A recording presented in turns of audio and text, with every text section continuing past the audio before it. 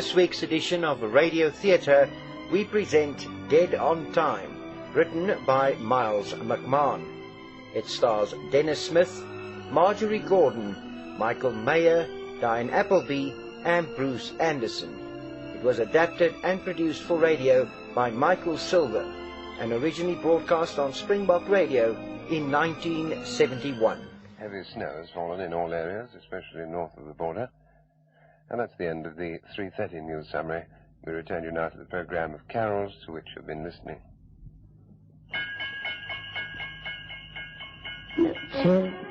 Merry Christmas. Carols. Oh, can't stand them. Too damn dreary.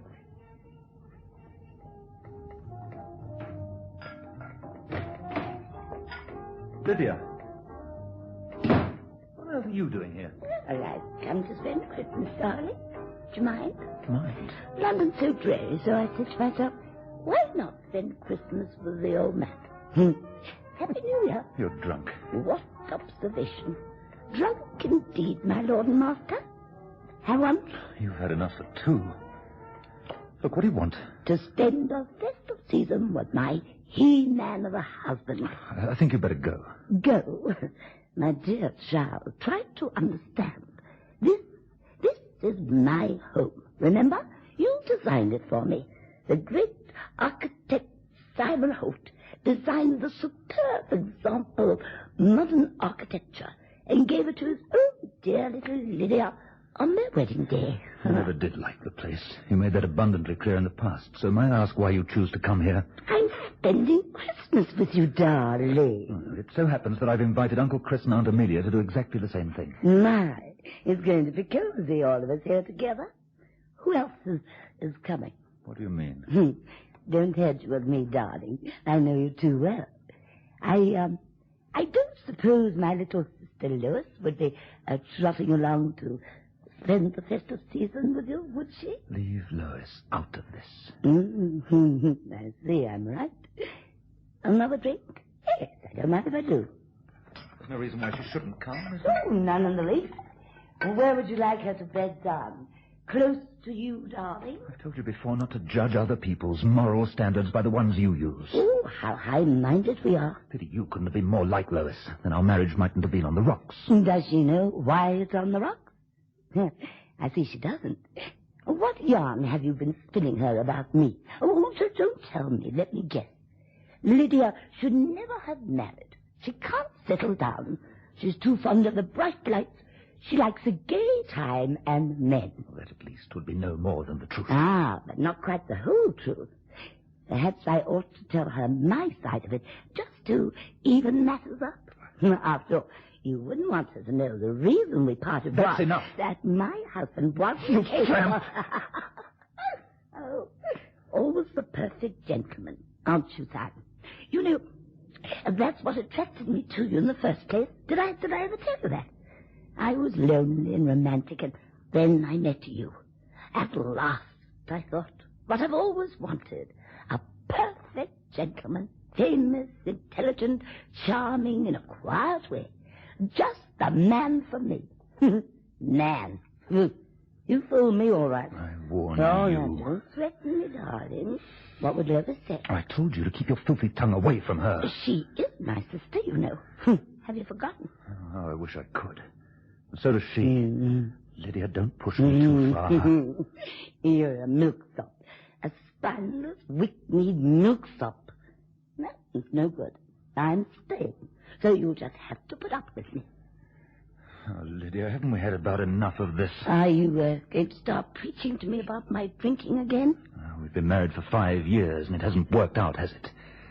What I'm saying is, it seems to me it's time we called a halt. What are you suggesting? A divorce? Listen to me. I don't want to talk about myself, but this is one time I have to. You were right about Lois. I love her. I want to make her my wife. Oh, how romantic. Oh, look, surely we can come to some arrangement. What a stupid, sentimental fool you are. You've made your bed, and you're going to damn well lie on it with me, your wife. I see. In that case, I shall have to divorce you. I shouldn't be too hasty with that idea if I were you. It might seem rather callous and circumstances. You see, I'm going to have a baby. You're going to be a father, darling. Congratulations. Well, what are you going to do about it? Do about it? Oh, don't damn well keep repeating everything I say like a half-wit. I've always wanted a child, and that's something you haven't been able to provide. Well, now we've got one, whether you like it or not. And you're going to keep it because it's yours. Mine? Yeah, legally, anyway. Take your choice, darling. It's that, or goodbye to your little Inamorata or Lois. You... Oh! Yeah. You're well matched, the pair of you. She's a chartered. You're only half a man. Let me go, you fool. What are you doing with that cushion? Put it. No, Simon. No, Simon. Shut up. Oh.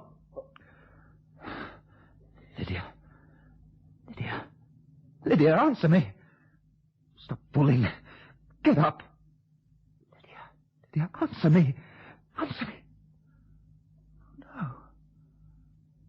What have I done? What have I done?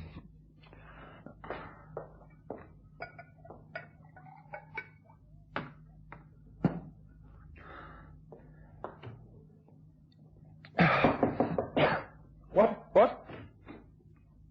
Anybody's home? Simon? Hello? Don't come in. Don't come any closer. Simon? What is it? Stay where you are. Simon, this is me, Lois. Get out of here. Go away, please, now. What's wrong? Please do as I say. Go away. Oh, no. It's Lydia.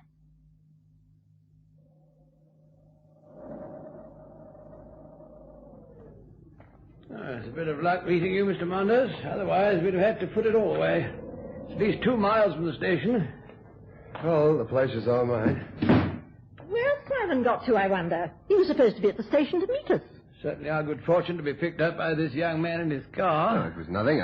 I couldn't very well have let you struggle through the snow on your own. Funny we should all have been coming to the same place. Simon didn't tell me he'd invited anyone else. Simon? Yes, Simon Holt is my nephew. He's your host, eh? There seems to be a bit of a mix-up somewhere. I was invited by Lydia. You say that Lydia invited you? May I ask, was it a sudden invitation? You could call it that. We were having lunch together, and she said, how about driving up to Scotland and spending Christmas there? I must admit, I jumped at the chance of spending a few days out of London. And you work there? Freelance for a paper syndicate in Canada. Oh. I've been based in London for the past year. Oh, you must lead an exciting life.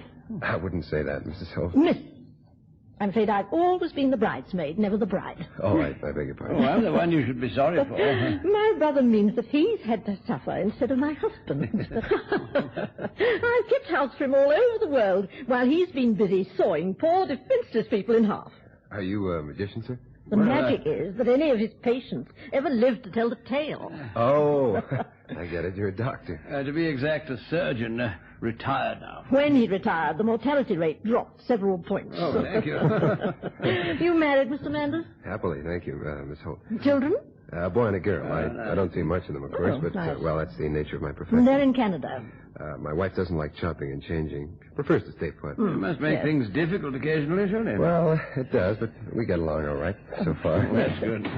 Oh, you've arrived. Oh, Simon, at last. Where have you been? We expected you to be at the station. Oh, did you? I thought you were coming by car. I said quite clearly on the phone that we'd be arriving by train. Oh, sorry, Aunt Amelia. Must have slipped my mind. This young man has very kindly offered to give us a lift. Oh. He turned out to be coming here himself. Apparently Lydia invited him. Lydia? You don't know? Look, I guess I must apologize for barging in like this. I'll be on my way. No, don't go. No, of course not. I'm sorry. Stuart Manders. How do you do? Look, make yourself comfortable, Mr. Manders. Won't you have a drink? Oh, thanks. Scotch, please. Oh, fine. Amelia, Uncle Chris? Sherry for me, please. Whiskey for your uncle. Yes, I'll have a whiskey. Now, what time is Lois coming? Lois? She should have been on your train. Well, if she was, we missed her. May I ask who Lois is? Funny you should know Lydia and not know that Lois is Lydia's sister. Oh, well, half-sister, really. Her mother married twice. Lydia never mentioned she had a sister. I'm surprised she mentioned she had a husband. Simon, where do we sleep? Well, you and Uncle Chris can have your usual rooms on the right of the corridor, of course. Mr. Manders can have the long room opposite. What about Lois and Lydia? Lois can have my room. And Lydia, no doubt, will make her own sleeping arrangements when she gets here. Come along, Mr. Manders. I'll show you the way. Come along, Chris. Yes, right. I don't know if I should. Look, I really think I'd best go. No, nonsense. No, nowhere for you to go. No, if Lydia doesn't turn up, then you must remain as my guest. Okay, have it your way.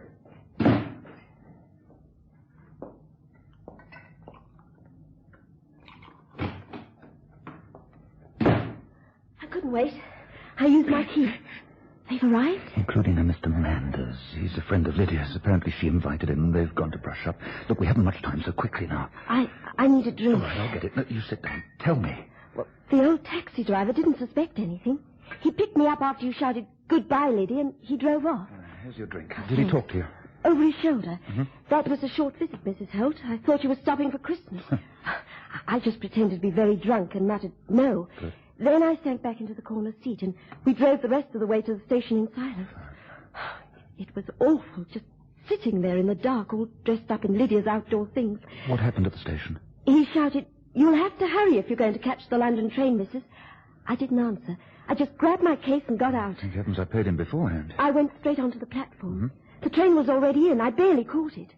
When we got to the next station up the line, I got out, like we'd arranged, went straight to the ladies' room and changed into my own clothes. I put Lydia's things back in her bag, and then I waited. Right. I heard the train pull out. Then, after what seemed ages, I heard the train pull in on the far platform. I came out, crossed over the bridge, and arrived back at the station here. Which train was it? The same one your uncle and aunt were on. They didn't see it? No, I made sure of that. Oh, Simon, I hope it works. What about Manders? Manders? He gave Uncle Chris and Amelia a lift. I had to ask him to stay. I mean, if I'd insisted on his going, he might have been suspicious later on when they find her. What about her? Well, that station you got out at, it's only 5 miles up the line. She'll be found in a snowdrift, dead from exposure. They'll think she got out of the train in a drunken stupor, wandered in a daze, and then fell down. What marks there are should support that. Well, that's all they can prove. What have you done with her? I had to find a place quickly, a place that wouldn't be stumbled on and where I could get at her when the time came. I couldn't bury her or hide her in the house, so I... Oh, Lois. So you finally arrived. Did you have a nice journey down? Hello, Amelia. Uncle Chris? Oh, you look tired. You've been overdoing it, I suppose. I presume your daily has taken herself off, Simon. Yes. We can manage, can't we? Heavens, yes. Poor woman, she's entitled to her rest, same as anyone else. Well, Amelia Bolt, hey-ho for the kitchen. I'll come and help. No need, my dear. You'll be tired after your journey. Simon, where am I sleeping? I'll just unpack my things. Take my room, and I'll move my things into the study. I won't be long. Aunt Amelia, would you like me to come and show you where things are? Stay where you are and entertain your uncle. Right. I'll forage about myself. I don't know what I've done without her all these years, you know. Oh. Here comes Mr. Manders. You look jolly cold. Have you been out of the snow? No, not me. Could do with a drink, though. Everything okay? Whiskey? Yeah, couldn't be better. Was that Lydia who arrived? Lydia? No, as a matter of fact, it was Lois. Oh, thanks. Well, I've made up my mind. I'm staying, that is, with your consent, Mr. Holt. No, call me Simon. No, you're welcome. Yes. Sit down, won't you? Thanks. Oh, I sat on something. Hello, what's this? It's a compact. Compact? Yeah, initialed on the lid. Looks like an L. Now, how about that, then? That's Lydia's initial. Come to think of it, I'm sure I've seen her with a compact just like this one. You probably left it here some time ago. Yes, that's it, yes. No, I don't think so. As a matter of fact, the more I look at this, the more sure I am that I've seen her with it in the last week or so. Well, I'm sure it's Lydia's compact. Yeah. What's that? Mr. Manders has found a compact, Lois. He thinks it's Lydia's. May I see? Oh, thank you, Mr. Manders. It must have dropped out of my handbag when I was talking to Simon earlier. It's yours? Yes, of course. Look at the initial. L for Lois. So much for your powers of observation, Mr. Manders. I could have sworn. Still, never contradict the lady, I always say. I know you're all starving. You just have to be patient, that's all. I could do with a drink, Chris. What's the weather doing, eh? Still snowing? Just draw the curtains and make it more cozy. What? Well, there's someone out there. What? There couldn't be. I tell you, there is, just standing there. Yeah, let me have a look. No, wait. It may be a prowler. Manders? Where else you get that gun? Never move without it. Now stand clear. I'm going to draw the curtains. Here goes. There's nothing there. Nothing? Are you sure? Me, my dear. What you saw was your own image reflected in the glass. You think so? Well, it didn't seem like that somehow. What did it seem like? I don't quite know. A woman, I think. It was a young woman, I'm sure it was. Oh, nonsense. Lewis, Look out, she's going to faint. Lewis. Oh, dear. Dear, it must have been the shock. Yeah, that was it. Yes. It must have been the shock. Like a fine cigar to round off a good meal. I must compliment you, Amelia. That turkey was quite out of this world.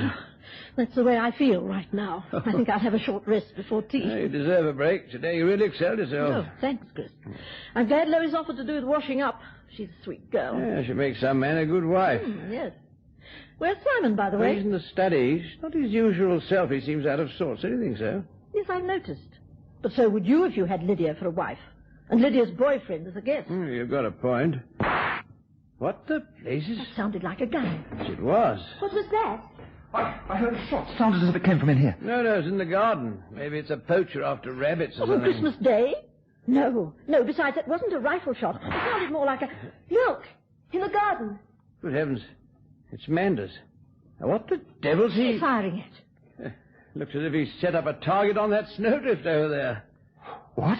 The snowdrift. What's got into Simon? Nothing. It's just that he has a thing about guns. Oh, well, he's no need to worry. I'm sure the boy's a good shot. Look at Simon. He's simply furious. Good heavens. I never thought a small thing like that would have upset him so much. Well, I'm not waiting to hear the rights and wrongs of it. I'm going to snatch 40 winks before tea time. I'll make the tea if you like. Oh, thank you, will you? You are a sweetie. They're coming in, huh? Simon looks like thunder. Stuart might have hit someone. Oh, I think he can count himself lucky that Simon didn't hit him. Isn't the Canadian backwards, you know? Sure, I know. I should have realized. Well, I guess I didn't. I just felt like blasting away at something, so I did. Well, next time I'd advise you to be more careful before you start blasting away, as you call it. One of those bullets might have hit someone. I'm a good shot. I was aiming at the snowdrift. It's clear of the house. And you hit it, too. Let's drop the subject, shall we? Yeah, okay, let's do that. Anybody lost this? I found it in the snow a while back. What is it? It's a St. Christopher medal. I think keep travelers safe, you know. Not me. You, Simon? No, it's not mine. It must belong to one of the children from the village. May I see? You recognize it, sir? What's that? No. Yeah, you better keep it. Yeah, I guess I will. That'll keep me from coming to a bad end. Well, it might at that. Well, I think I'll stretch my legs. You care to accompany me? What are we waiting for? Well, I'll get my coat. I'll see you folks later on. Huh? Interfering baboon. Poking about here, there, everywhere. Simon, don't. He didn't mean anything by it. Didn't he? That's where you're wrong. He's onto something. Oh, you're imagining things. He couldn't possibly know anything. No, he doesn't. Not yet. But he senses something's wrong. It's in his whole attitude. We've got to get rid of him. We've got to get him out of here. But how? You can't just tell him to get out like that. Listen, if Lydia phoned him, that'd do the trick. Yes, but Simon, she can't. No, she can't, but you could. Lois, darling, you've got to do it. Oh, no. Not again. That would be too horrible. I couldn't. Besides, you'd be sure to see through it. No, he wouldn't. No. Your voices are nearly alike, or look, they would be on the phone. Lois, please, it's the only way. Darling, I should never have dragged you into this. But now you're in, you must cooperate if we're ever going to get out of it. It's not only me now. It's us. Darling, you know I wouldn't ask you except that I love you. Yes, I know. Tell me what I have to do. Wait. Can you see them? Yes. They're just outside, walking in the garden. What are you going to... Hello? I wonder if you'd mind giving me an alarm call in about, say, 10 minutes. I want to get rid of some people. You know how it is. Thanks a lot. Thank you. But what are you going to... Look, what we've got to do is this. When they pass the window, call them in for tea. I'll remain here on the couch in easy reach of the phone. Then when it rings, I'll answer it. What am I to do? Stay in this room until the phone rings. There must be no suspicion of trickery in Mando's mind. When it rings, say that you'll make the tea, slip into the kitchen and through the connecting door to the study. In the study, you'll find an extension to this phone. Won't it ring also? No, it's got a bulb that flashes instead of ringing. Now, when the light goes out, you'll know that I've answered this phone. Now, listen very carefully. Pick up the extension. Don't say anything, just listen. I'll deal with the operator. Then I'll tell Stuart it's Lydia for him. Now, when he comes on the line, you'll talk to him. Pretend to be Lydia. Drunk, very drunk. Ask him to pick you up at the station. Say you've been stranded all night. The station? But why there? Well, don't you see? When they find her, he'll think she meant the next station up the line and that he made a mistake. While he's away, it'll give me the time I need to get her out of the snowdrift. As soon as you've told him to meet you at the station, cut yourself off before he has a chance to ask any questions. Come back here as fast as you can with the teacups. Have you got it? Yes. They're coming in. Right, all set. Stop with that, but anyway, skiing is a national pastime back home, sir. Oh, yep, everyone goes in for it, old and young. Yes, so I gather. Oh, hello, you two. Hi, I say hello. it's freezing out there. Enjoy your walk? Not half as much as I'm going to enjoy my rest. I better call the office, find out if they want me for anything. You, mind if I use your phone, Simon? No, not at all. I thought you were supposed to be on holidays, Stu. Why not let them phone you? True enough. Besides, they know where I am if they need me. I'll put the kettle on in a moment and make some tea. Yes, I'll take a cup into Amelia when it's ready. You know, what gets me is why Lydia never phoned. She knew I was coming here. The least she might have done was to call me to say she changed her mind. If she had changed her mind. Had changed her mind? I'd like her to leave me out on a limb like this. Thoughtless she may be, but she's never done a thing like this before. Perhaps you don't know her quite as well as you imagine. Oh, I know she's your wife and all that, and I dare say you know her inside out. Still, I just can't help feeling she'd have called me to let me know where she was. Better answer it, I suppose. It might be Lydia. I'll make the tea. Hello. Yes, this is 27543. Oh, thank you, yes. Yes, I will. It's Lydia. They're putting her through. Yes, this is Simon speaking. Hello, Lydia. What kept you? What? Speak up. I can hardly make out what you're saying. Yes, he's here, yes. Arrived last night. I'll put him on, shall I? She says she tried to ring before. She hasn't been able to get through. Look, I warn you, she's very drunk. I can hardly make out what she's saying. Hello? That really you, Lydia? Who'd I think it was? I certainly didn't expect this. I mean, where are you calling from? Yes, I do want to know. Otherwise, I wouldn't ask you, would I? Huh? What? What? Hello? Been cut off. Yeah, damn it. Hello? Well, where is she? Wouldn't I like to know? We got cut off before I had the chance to find out. How do you like that? Now we're just as far off knowing anything as before. Look, it didn't sound like a long-distance call to me. I wonder if she might have been ringing from the station. Did she say anything about wanting to be picked up? No, not a word. You think she might be? Well, it's worth a try, I should say. Up to you. Well, perhaps I will slip down there and see. Gee, let me help you, Lois. I'll put the milk in, shall I? Now, look out, my dear. You're spilling it. Here, let me have the teapot. Your hand is shaking. It's too heavy for you. No, it's just that... Is there anything wrong? You look all hot and bothered. I'm all right. I scalded myself, that's all. Well, let me see. These minor burns can be painful. No, it's all right, Uncle Chris. No, I only I wanted... tell you, it's all right. Tea, Simon? Yes, thanks. 2 sugars, please. Manders, how many? Oh, thanks. No sugar. I'm No a sugar. diabetic. I think I'll do as you suggested, Slyman. Slip down to the station and see if she's there. What's the rush? Drink your tea first and relax. She'll wait. I wonder... No, look, if you'll excuse me, I'll go and put some other clothes on. I wish I could make out what... never mind. I'll see you later. There goes an undecided man. You know, I think I'll wake Amelia and give her this cup of tea while it's still warm. Excuse me. You were splendid. Don't rub it in. I know I made a hash of it. Doesn't matter. He's going to the station to pick her up. It's our chance. Going to the station? Yeah, I suggested it to him. I know you didn't get round to mentioning the station, but it didn't matter because I did. He believed it implicitly. Believed what? The phone call. I never made that call. You what? What are you saying? You did? I tell you, I didn't. I couldn't because the study door was locked. At first I thought it was stuck, but it wasn't. I waited. There was nothing I could do, so I finally came back in here. But Manda spoke to you. If it wasn't you, then who was it?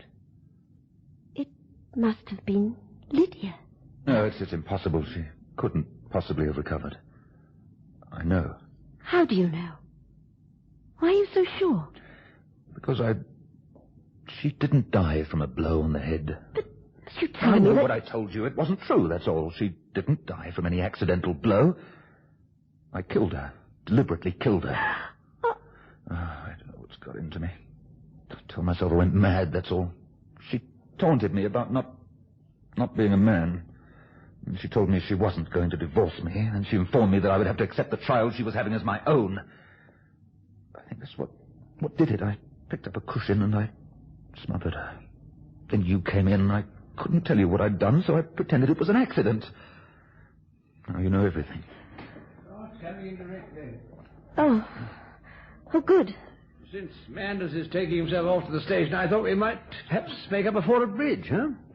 I'm not in the mood right now. Oh. Well, I feel a Come lot on, dear. better now after that little nap. Is there any more tea left? I could do with another cup. Well, I think so. I woke up once or twice. Have you ever had the experience of being on the fringe of sleep, Lois, and you see something, or hear something? It's like an echo of real life, distorted a little, or out of perspective, but there it is, and you don't know whether you dreamt it or whether you actually saw it. All right, dear. Now a cup of tea. Thank you. Well, I felt like that this afternoon. How do you mean? I don't know what time it was, but I woke up, or rather I think I woke up, and there, passing by outside my window, I saw you. Me? Well, I thought it was you. It looked like you. You passed by my window and you went on round the house. I remember thinking hastily, now, what is Lois doing out in the snow? She'll catch her death of cold. But I've been here all the time. I dare say. They always say that dreams go contrariwise. So I suppose that's it. But I could have sworn it was you. Anyway, it doesn't matter. That's very interesting. Very interesting. Isn't it? I still don't know whether I dreamed it or not. But, of course, if you say it wasn't you, then I must have dreamed it, I suppose. Oh, hello, Stuart. I hear that Lydia phoned you. Yeah, she did. I only think she never said where she was calling from. Oh.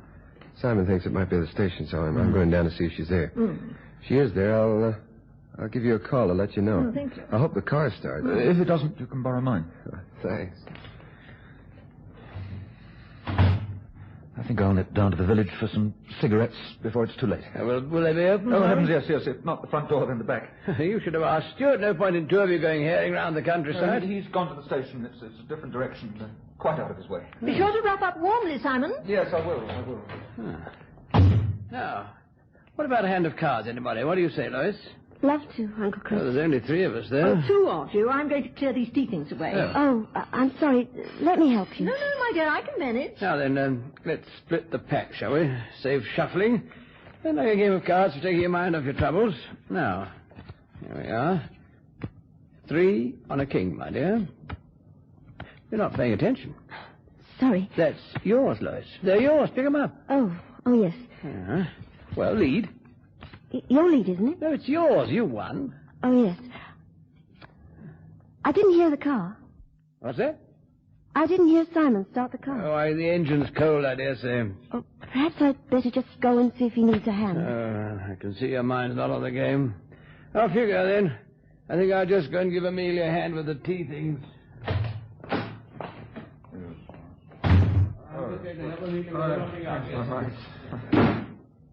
Simon, what is it? Wouldn't the car start? I don't know. I didn't try it. Why not, Simon? Simon, why not? Because it wasn't necessary. You see, Lydia wasn't there. Wasn't there? I went outside, and after making sure that no one was looking, I dug into the snowdrift. There's nothing more to tell. Lydia wasn't there, that's all. And it's true. I was right all the time. She's alive. Either that or someone moved the body. Why? Why should they do that? No one did. She's alive, as I said. You didn't kill her, Simon. Oh, Simon, you didn't kill her. We can't be sure of that, can we? I mean, we may be wrong about her still being alive, mayn't we? The phone call. It was her voice. Simon, that's proof enough. She made that call. It must have been coincidence that she got through just then. Oh, Simon, I'm so happy. You didn't kill her. You only thought you did. If it wasn't you then... Yes, what a relief. I can't get the idea through my head. She's not dead. I'm not guilty. As if the whole world had been on my shoulders and someone had suddenly come along and lifted it without warning. I feel light as a feather. Me too. Oh, Simon, I'm happy. Happier than I've been in the whole of my life. It's wonderful. Wonderful. To be alive. Oh, my darling. You said he'd ring. Yes, so he did. Better answer it, I suppose. Hello. Yes, speaking. Darling, let's go right away from here. Let's go to Italy. Say you will. Yes, yes. Yes, I'll come down right away. Simon, what's the matter? What is it? It's Lydia. They found her. She's dead.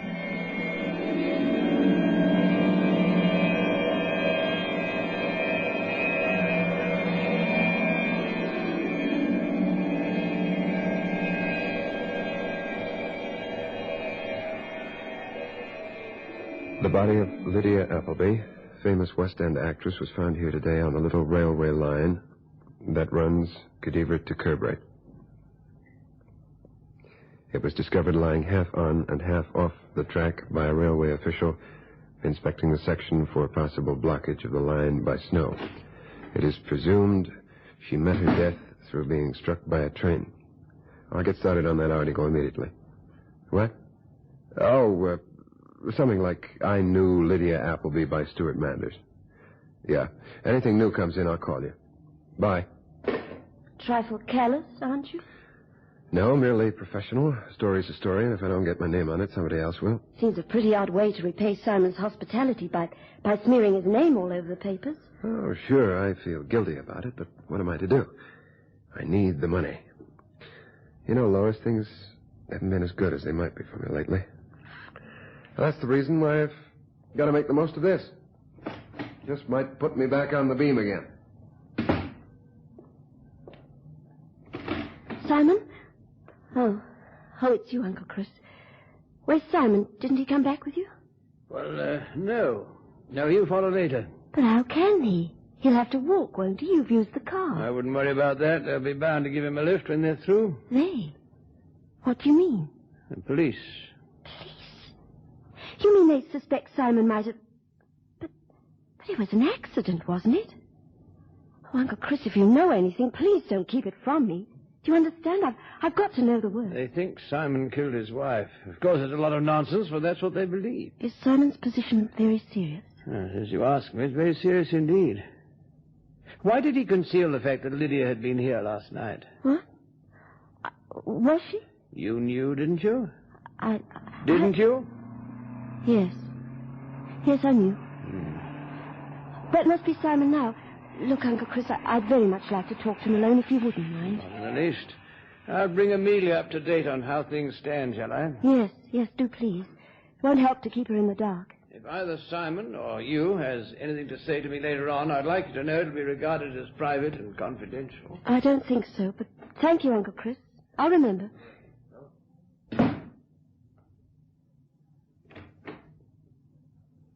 Well, it's all over, bar the shouting. They're pretty sure I'm their man. Oh, Simon. Is it as bad as that? Then why didn't they arrest you? They will. Give them a little time to verify a few things. They'll have to hold a post-mortem first to ascertain the exact cause of death. And when they know that, they'll come straight to me. But why you? You didn't put her on the railway line. No, but I killed her. There's no getting away from that.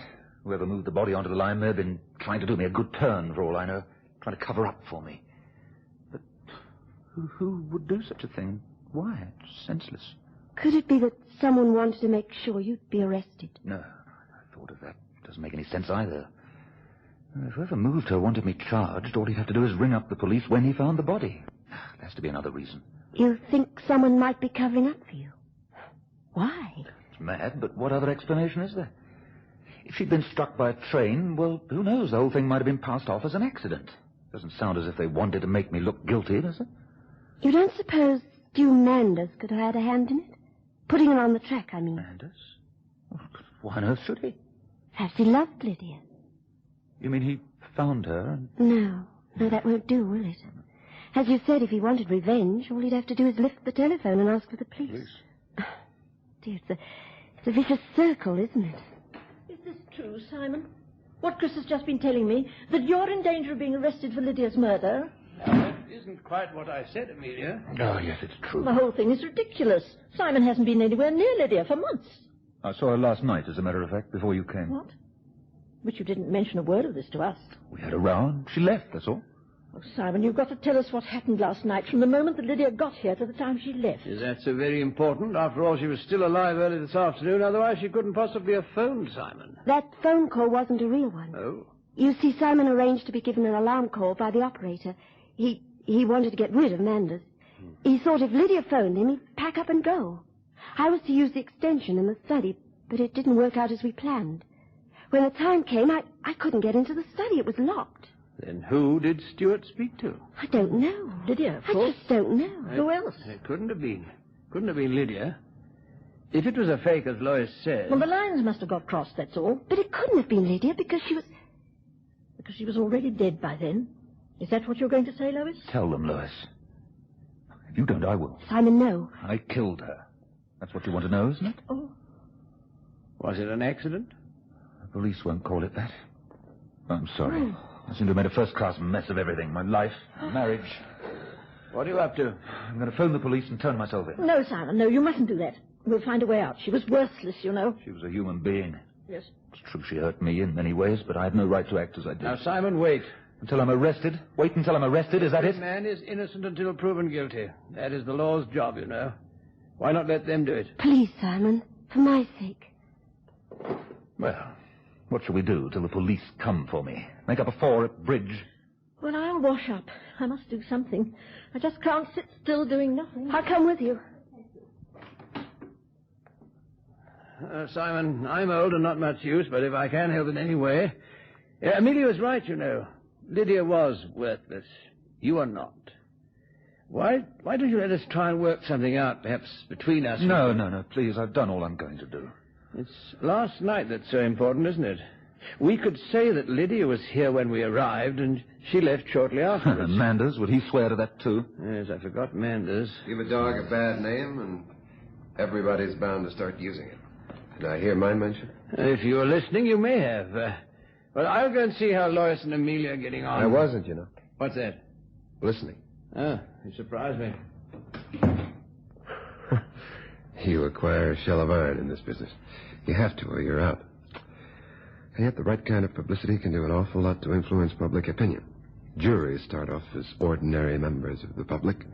Exactly what are you driving at? Let's face it, Lydia's dead, and she was hardly the suicidal type. So what does that leave? Have it all worked out, has he? Nope. There are a few soggy patches I'd like to see filled in, for my own benefit, purely. And you think I can help you? Frankly, aren't you overestimating my knowledge of how she comes to be on the railway track? No, I don't think so. As a matter of fact, that doesn't worry me at all. See, I put her there. What? Are you serious? I don't think I'd joke about a thing like that. But why? Why did you do it? For what Let's reason? say I thought you might be grateful if the whole thing turned out to be, or was written off as, an accident. I think I'm beginning to understand. Good. You see, I located her the night we arrived. But how did Forgive you... my saying so, but the guy who did this wasn't a killer by nature. In fact, he made rather a hash of it. I was a crime reporter on one of the big dailies for a couple of years, and you gain a certain insight into the mind of the criminal type. Murdering anyone is a job for an expert. It takes practice. That's the drawback of being an amateur. You don't gain the necessary experience. Consequently, you make mistakes. Now, this fellow who killed Lydia, he made a couple of errors. Oh, really? What, for instance? For one was he did the deed on impulse. Not that improvisation isn't all right in its place, but it means you're liable to be pressed for time and to forget things. In this case, a compact. A small thing in itself, but it started me off, and then other things sprang to my attention which I might have ignored. What was so odd about finding a compact which belonged to and was claimed by its owner? Oh, yes. Lois claimed it, didn't she? Only trouble about that is, I bought that particular compact a fortnight previously and had Lydia's initial put on it. You what? Naturally, once my eyes were open, I kept them open, and then what happens? The girl faints for no reason. Now, I ask you, why should an ordinary, perfectly healthy young lady faint when Miss Amelia sees her own face reflected in the glass? It made me think, I can tell you. Then I took a deck hole for myself later on when the lights were out, and what do I find? Guess. What did you do? Nothing I could do for her. I went back to bed and left her there. Besides, I wanted time to think. I asked myself, should I turn the guy in? And I answered myself, no, sir. Lydia's dead as a doornail. Now, let's face it. She may have been a lot of laughs when she was alive, but now who cares? Obviously you, least of all. Just a moment, though. You found her dead last night? Then how do you account for the fact that you spoke with her on the phone this afternoon? Well, let's say I played along and pretended to. I didn't like to spoil your little plan. There was no one on the other end. I see. When did you move the body? You insisted on my going down to the station to meet a non-existent Lydia. So I said to myself, why should he want me to do a thing like that? And then it clicked. I thought, he wants me out of the way so as he can dump her somewhere when nobody's looking. And if he does that, he's bound to get in a fix being an amateur. So then I thought, seeing as how I've got to go down to the station anyway, why not take her with me? Look, let's put our cards on the table, shall we? Just what do you want from me? Money. Lots of it, and continuously. For what? The police are on the point of arresting me anyway. They can't prove a thing, not as long as I'll swear we were here together with Lydia and that she left shortly afterwards. You'd better hurry and make up your mind. The police will be here very shortly. Uncle Chris, Aunt Amelia, Lois, come in here. What is it? What's happened? Tell us. Manders has something to say. To be brief, he proposes that I should pay him to keep his mouth shut. Oh. In return for that, he'll help manufacture an alibi for me. He'll swear that Lydia was here when you all arrived last night and left shortly afterwards. Well, what do you say? Can we trust him? Oh, yes. Yes, do it, Simon. Agree. Is that what you want, all of you? Of course. Very well, Manders. You've won. I thought you'd see it my way. Now, let's see. The time to be covered is last night and this afternoon.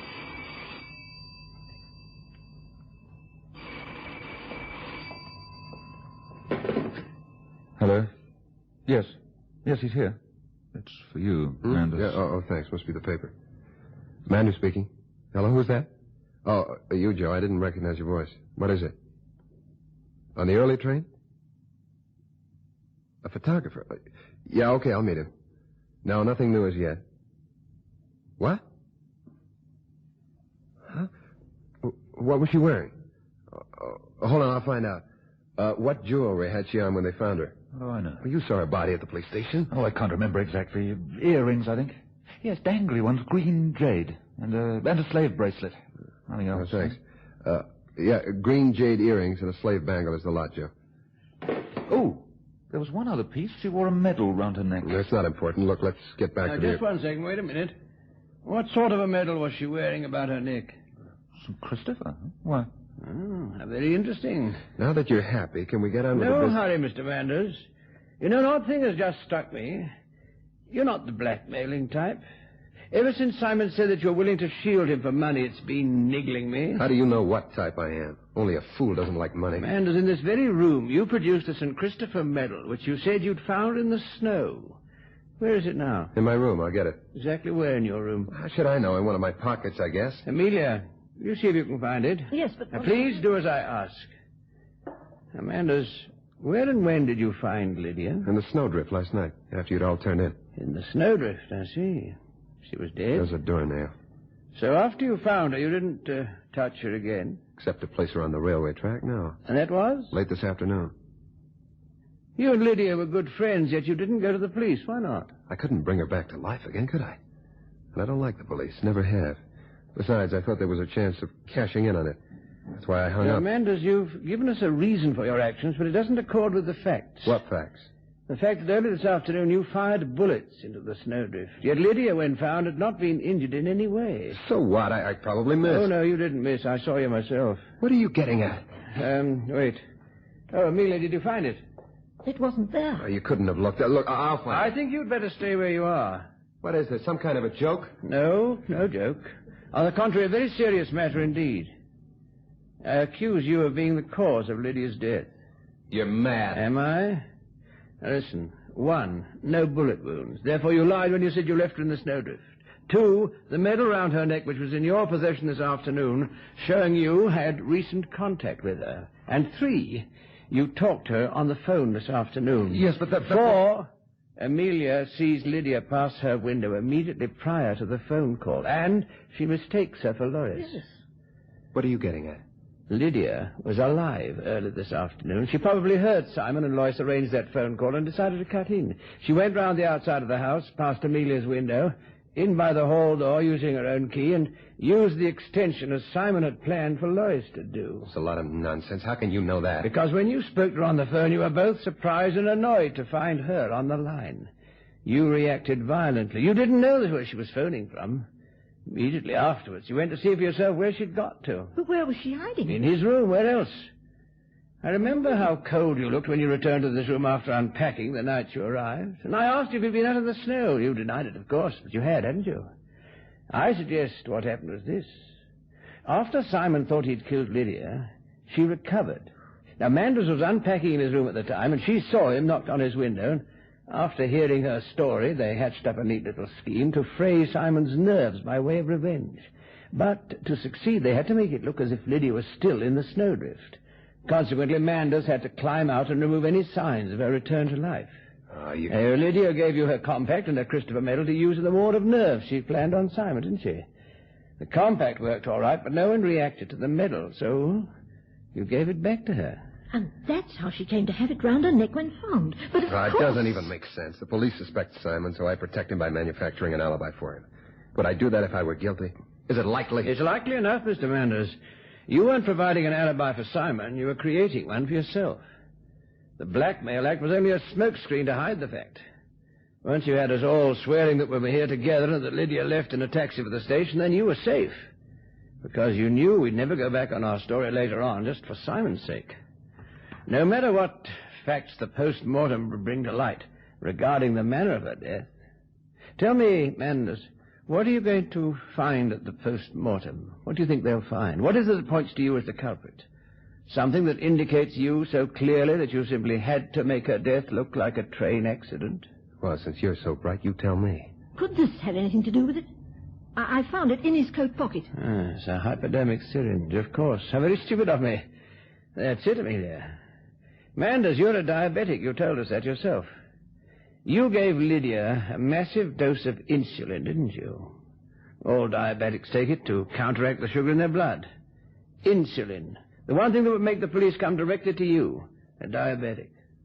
The only person close to Lydia who had access to it. Why did you do it, Manders? Why did you kill her? She told me she was pregnant. Threatened to tell my wife. That would have meant the end of my marriage. Goodbye to the kids. It had to be. I'm not sorry she's dead. She deserved to die. When exactly did you... After that phone call, I went back to my room. She was lying on the bed, as usual, all loused up with alcohol. I gave her back the medal and told her I'd had enough after that phone business. We had a flaming row. I told her I was getting out, that we were through. She'd seen the last of me. And she sneered at me. Told me she was pregnant. Threatened to ruin me with a wife. I guess that's what did it. My kids, I couldn't stand to lose them. Anyhow, suddenly she went out like a light.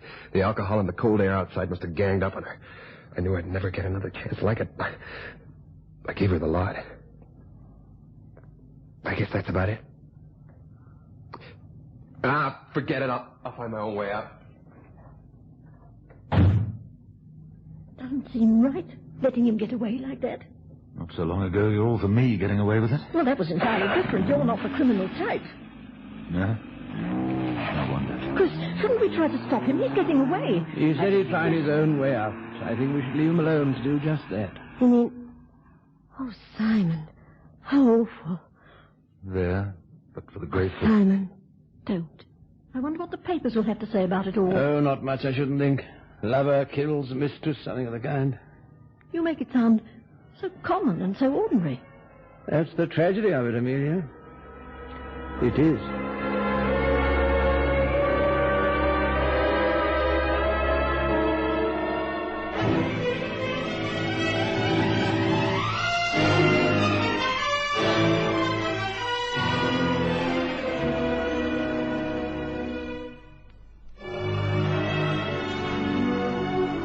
You've just heard Dead on Time by Miles McMahon in this week's edition of Radio Theatre. You heard the starring voices of Dennis Smith, Marjorie Gordon, Michael Mayer, Bruce Anderson, and Diane Appleby. Dead on Time was adapted and produced for radio by Michael Silver. Radio Theatre comes courtesy of the Springbok Radio Preservation Society of South Africa.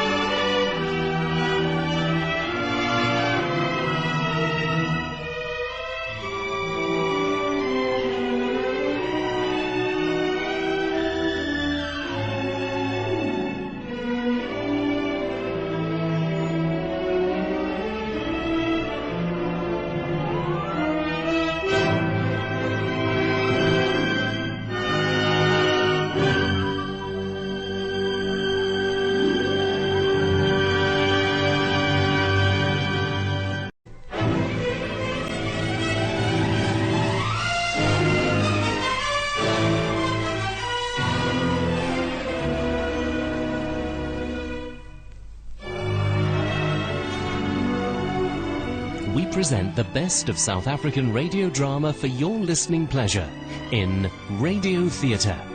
And now, Act 1 of this week's story.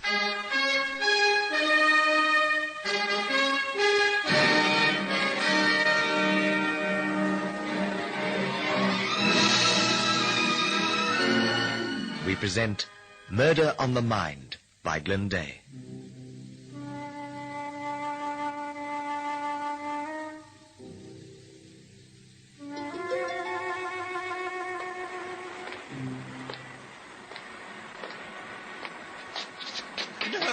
No, leave me alone. Leave me alone. No. Ah!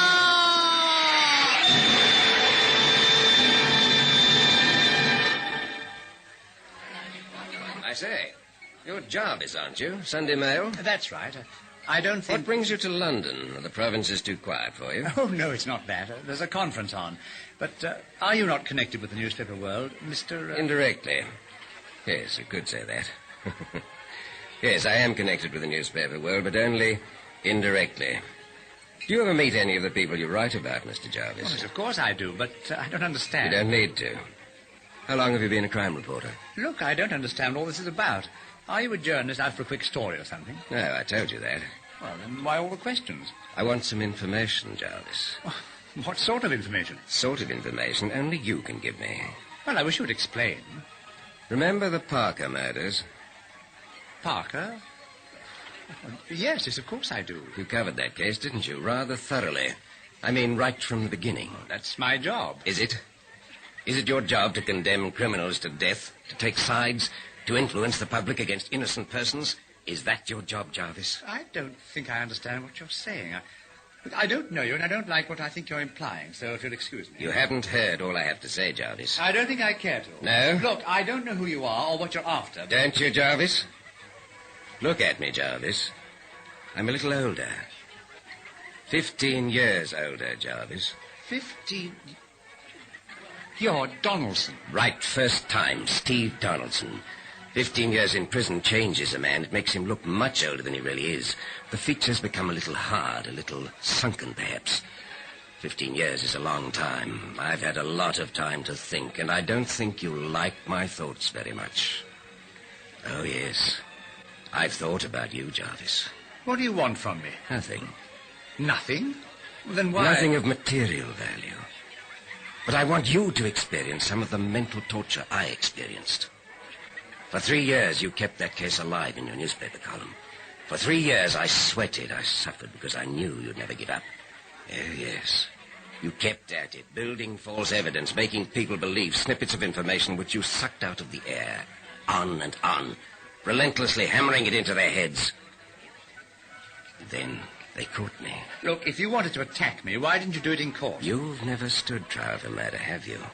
If you had, you would know what it's like to stand there, the palms of your hands sticky and uncomfortable, the sound of your heartbeat like a kettle drum in your ears, the feeling that everybody in that courtroom is whispering, "He's guilty, he's guilty," with a slow, unbearable rhythm which grows in your mind until you think your skull's going to crack. Oh, yes. It's easy enough to describe the haggard look of the prisoner, uneasily clasping and unclasping his hands, the trembling lips searching for words. That's easy enough. But have you ever imagined yourself up there? It's hell, Jarvis. You don't know what you're saying half the time. You only know that you're innocent, and somehow you've got to prove it. But how? How? You were imprisoned, Donaldson. You weren't given the death sentence. Am I supposed to jump for joy? They found me guilty, didn't they, of being an accessory to murder? There wasn't enough evidence, was there? Why didn't you create some more and have me hanged? I reported what I took to be the facts, that's all. Even if they were wrong?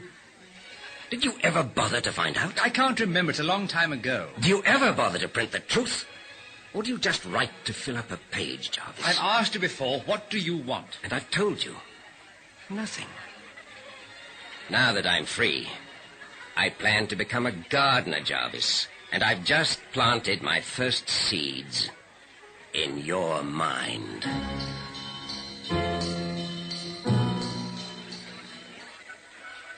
Come on, Liz, we're going. Oh, but it's still early, Stan. Why, what's the matter? You're as white as a sheet. The haggard look of the prisoner. What? Oh, never mind. Come on, let's get away from here.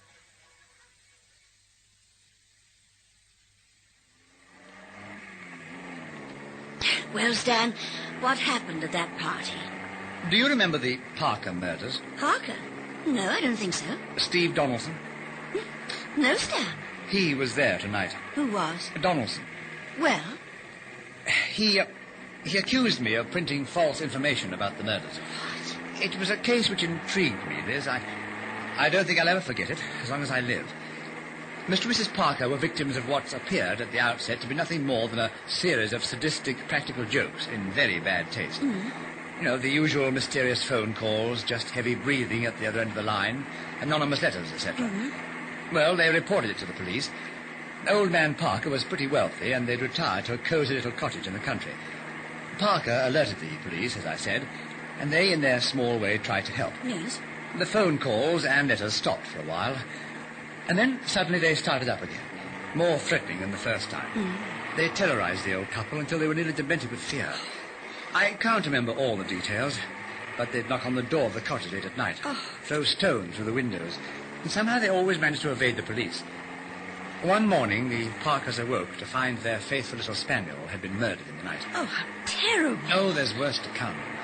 More notes arrived, telephone calls, asking for money to be placed at certain almost inaccessible places. Mm-hmm. The Parkers ignored them, and a policeman was put on guard day and night at their home. And then, one night, it was one of those nights when the fog was so thick you couldn't see your hand in front of your face, there was a triple murder. No. The policeman, Mr. and Mrs. Parker. Oh. The murderer escaped undetected. Well, Scotland Yard did their best, and then after a long, unsuccessful search, the case died down and was shelved as one of the many unsolved murders in the files at New Scotland Yard. Yes, but you said there was a man named Donaldson involved. Oh, yes, but that came later. Oh. As I said, I was intrigued by the case and incensed that the murderers were allowed to escape scot-free. Of course. I kept that case alive in my column for 3 years. Every couple of months, I'd unearth the unsolved triple murder and splash it across the page with photos of the cottage, the dog, the policeman, and the Parkers. Oh, but I remember now. Donaldson was charged. That's right. He got away with a 20-year prison sentence. There wasn't enough evidence to hang him. But, you said he served 15 years. Yes. Oh, he was sentenced to 20, but got a remand for good behaviour. Oh. He must have been released this month sometime. But tell me, did he threaten you? In a way, yes, but not directly. He accused me of building the case up out of nothing, out of my own imagination. I think he intends to frighten me, Liz, and that's all. And if he does, he's going to find himself back in prison pretty smart. Oh, but surely he wouldn't do that, not after all these years. Who knows? A man's mind can crack after such a long stretch in jail. Liz, quickly. See if you can get the number of that car behind us. I'm going to slow down. Well, I can't see, Stan. Well, he's slowing down, too. Well, all right. Never mind. Hang on. I'll try and shake him off. All right.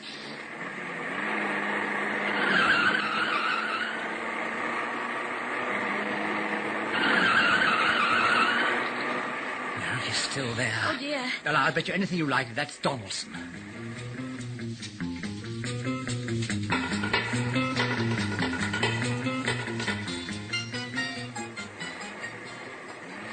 Oh, you can relax, Liz. Oh. He's turned off at the crossroads. Oh, thank goodness. Yes, he must have realized that we're coming to a built-up area. But why didn't you stop and wait till he passed you? You would have got his number then. No, he'd have stopped too and waited.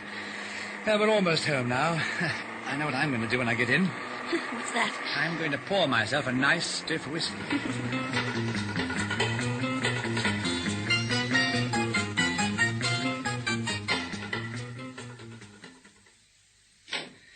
Oh, well, here we are. Oh, honestly, I'm shaking all over. Oh, come and sit down. I'll pour the drinks. What do you have? I think I'll follow suit, Stan. Right. 2 stiff whiskies coming up. Listen, tell me, are you going to inform the police? What about Donaldson? No, I think I'll wait a while and see what happens. If that was him following us, we'll be hearing from him again pretty soon, I'm sure of that. Oh. Who knows, he may just leave us alone after all. Well, I do hope so, Stan. I don't think I'm going to sleep tonight thinking about it. You will, after this. I wonder how he got to that party, and how he knew I'd be there. Well, there were so many people there. An extra one wouldn't have been noticed. And it was composed almost completely of journalists. Yes, he'd probably phoned the office and asked for me. They must have told him. I think I'll look up that case tomorrow. It seems such a long time ago. Now, who can that be? Oh, no, he couldn't be so stupid. Hello? Hello? Hello, Jarvis. I just phoned to say good night. Sweet dreams. Hello? Hello? Donaldson!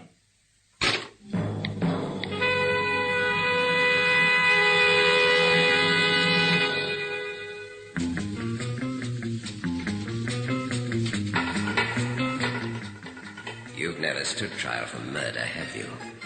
The palms of your hands sticky and uncomfortable. The sound of your heartbeat like a kettle drum in your ears. A slow, unbearable rhythm which grows in your mind until you think your skull's going to crack.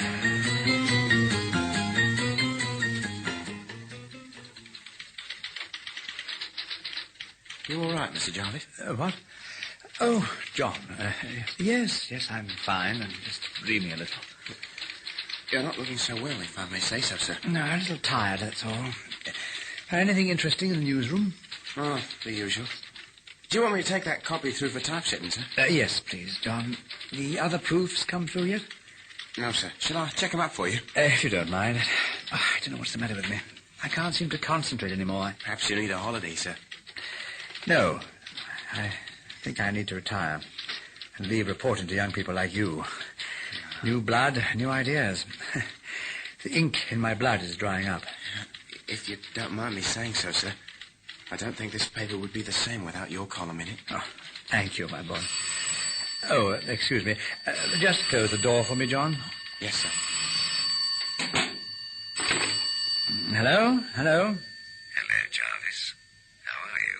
Donaldson, will you leave me alone? But I have, Jarvis, for at least 2 days. I've asked you before. What do you want? Not money, Jarvis. I'm not like you. By the way, how much did Fraser pay you? Fraser? Who the hell is Fraser? You don't know. No, darn you. No, jolly well I don't. Strange. Now, come. Your memory can't be that bad, old boy. I warn you, Donaldson. If you don't get off my back, I'll put the police onto you, and you'll be back behind bars before you know where you are. Really? It's been 2 weeks since the party, Jarvis. Why only now? Why haven't you phoned them before now? Oh, because... Because you're scared, aren't you? Because you do remember Fraser. You're feeling just a little bit guilty, aren't you? No. No! Control yourself, Jarvis. That's not good for you, you know. Not good for you at all. Who is Fraser? It's a pity I have to spell it out for you, Jarvis. Fraser is the man who killed one dog, one policeman, and 2 Parkers. What? Donaldson! Donaldson! What's the matter, sir? Who's that? Mind your own business, boy. What the blazes do you think you're doing here? Yeah, Get out at once. Yeah, Get out!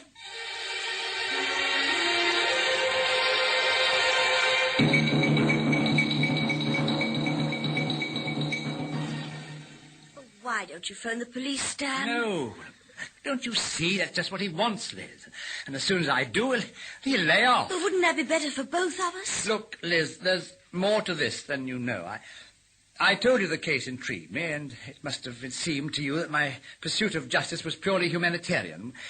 Well, it wasn't. But you mean Donaldson's right? Oh, no, he's not. But he's built up a completely false picture, but I'm not guiltless either. Oh. I was being paid a large sum of money by a man named Richardson to keep the case in the public's eye. Oh.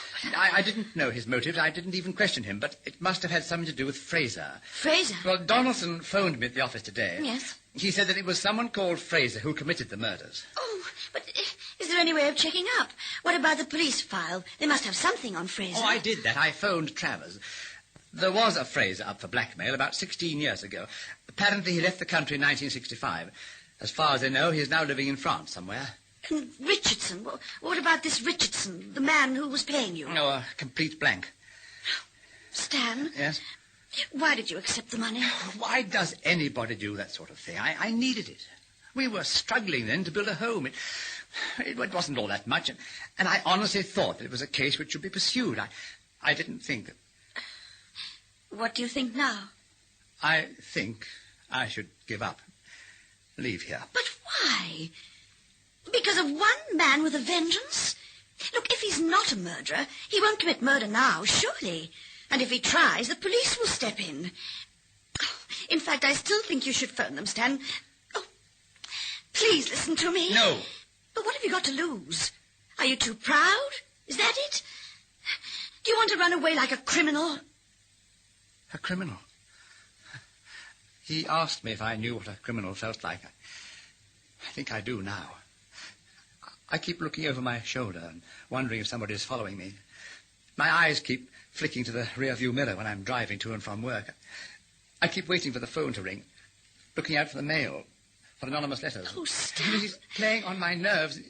He wants me to break down completely. That's his game, and I can't play it any longer. I can't. I can't.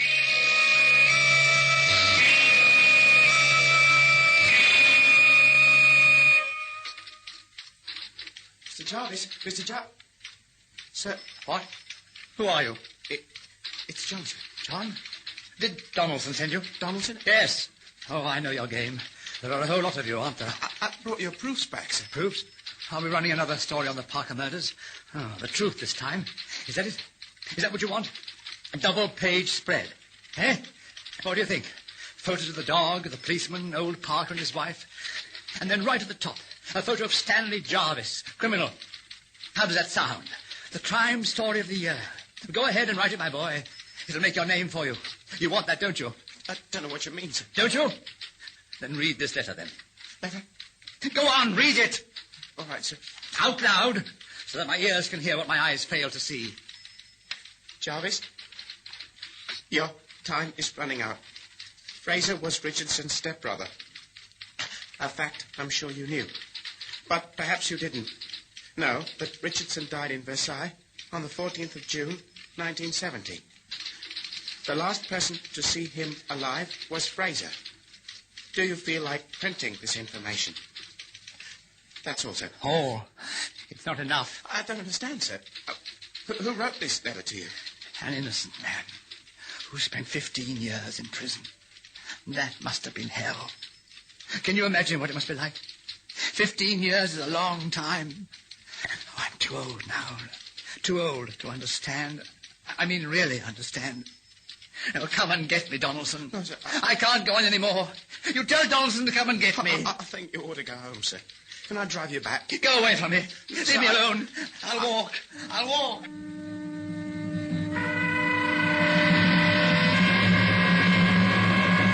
Walk. That's what he said to me.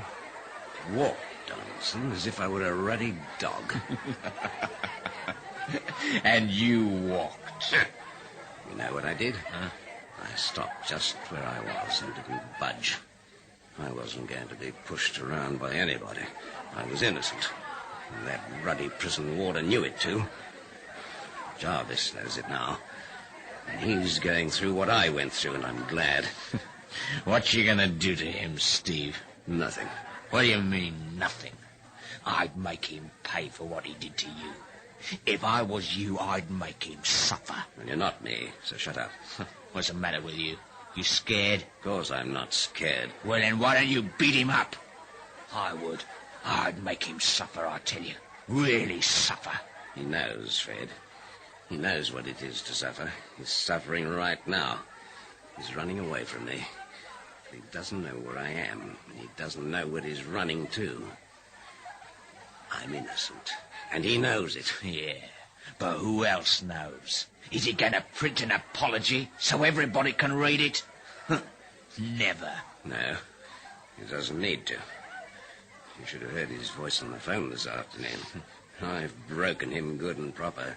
He's finished as a newspaper man, finished. That's not enough, Steve. You know it. You've got to do the job properly. You've got to break him so he'll never write again. Is that what you would do? Yeah. I'd break him the way a swine like that deserves to be broken. By force. I'm not the violent type. Never have been. Yeah, you're a coward. Coward? No, I don't think I am. I don't think I've any reason to be brave, either. I shouldn't have done it. Hasn't made me any easier. What are you talking about? It's justice, that's what. You'd feel easier if you smashed him up. That's what I'd do. And I wouldn't pull any punches either. It's not my way of working, and never has been. Someday I'll teach you how to pay back debts. The right way. You won't have to teach me. 'Cause I won't be jailed for murder, Steve. You will. If you continue to threaten people the way you do. Where you going? To find Jarvis. What for? Say goodbye. I think he's had enough. Don't you?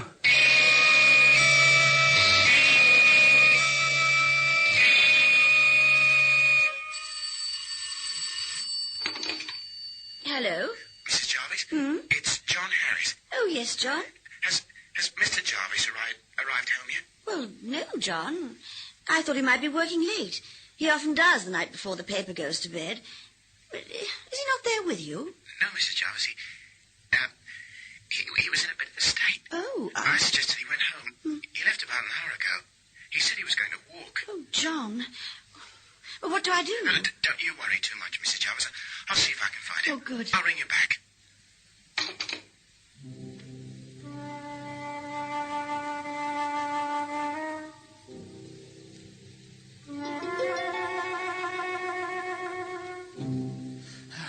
Stop following me. Stop following me, Donaldson. Leave me alone. I didn't want to do it. I didn't. But he offered me money, and I needed that money badly. I couldn't refuse, you see, and he was going to kill me if I did. You understand? I knew you were innocent. You see, he knew that Fraser was safe, and if I could find someone else and have him convicted, well, there would be no danger at all. You do see that, don't you, Donaldson? It grows in your mind until you think your skull's going to crack. You've never stood trial for murder, have you? Have you ever imagined yourself up there? It's hell, Jarvis. You don't know what you're saying half the time. You only know that you're innocent, and somehow you've got to prove it. But how? How? I don't know how. I want you to leave me alone. No. Leave me alone. Leave me alone. No.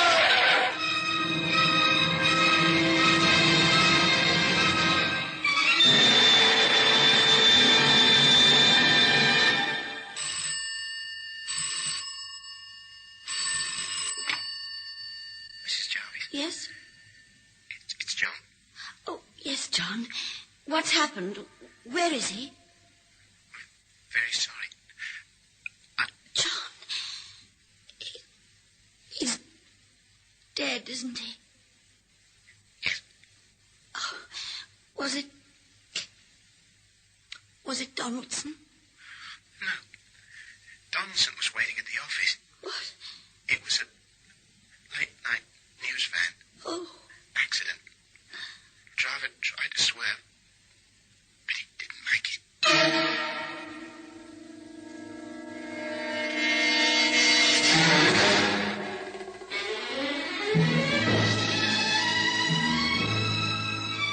Murder on the Mind, written and produced by Glyn Day, with James Irwin as Stan Jarvis, Harold Freed as Steve Donaldson, Valerie Miller-Brown as Liz, and Jack Claff as John.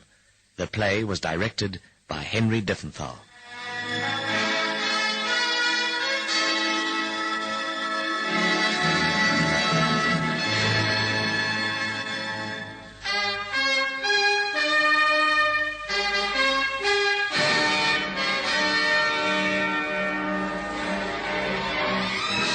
We present Snapdragons by Glyn Day.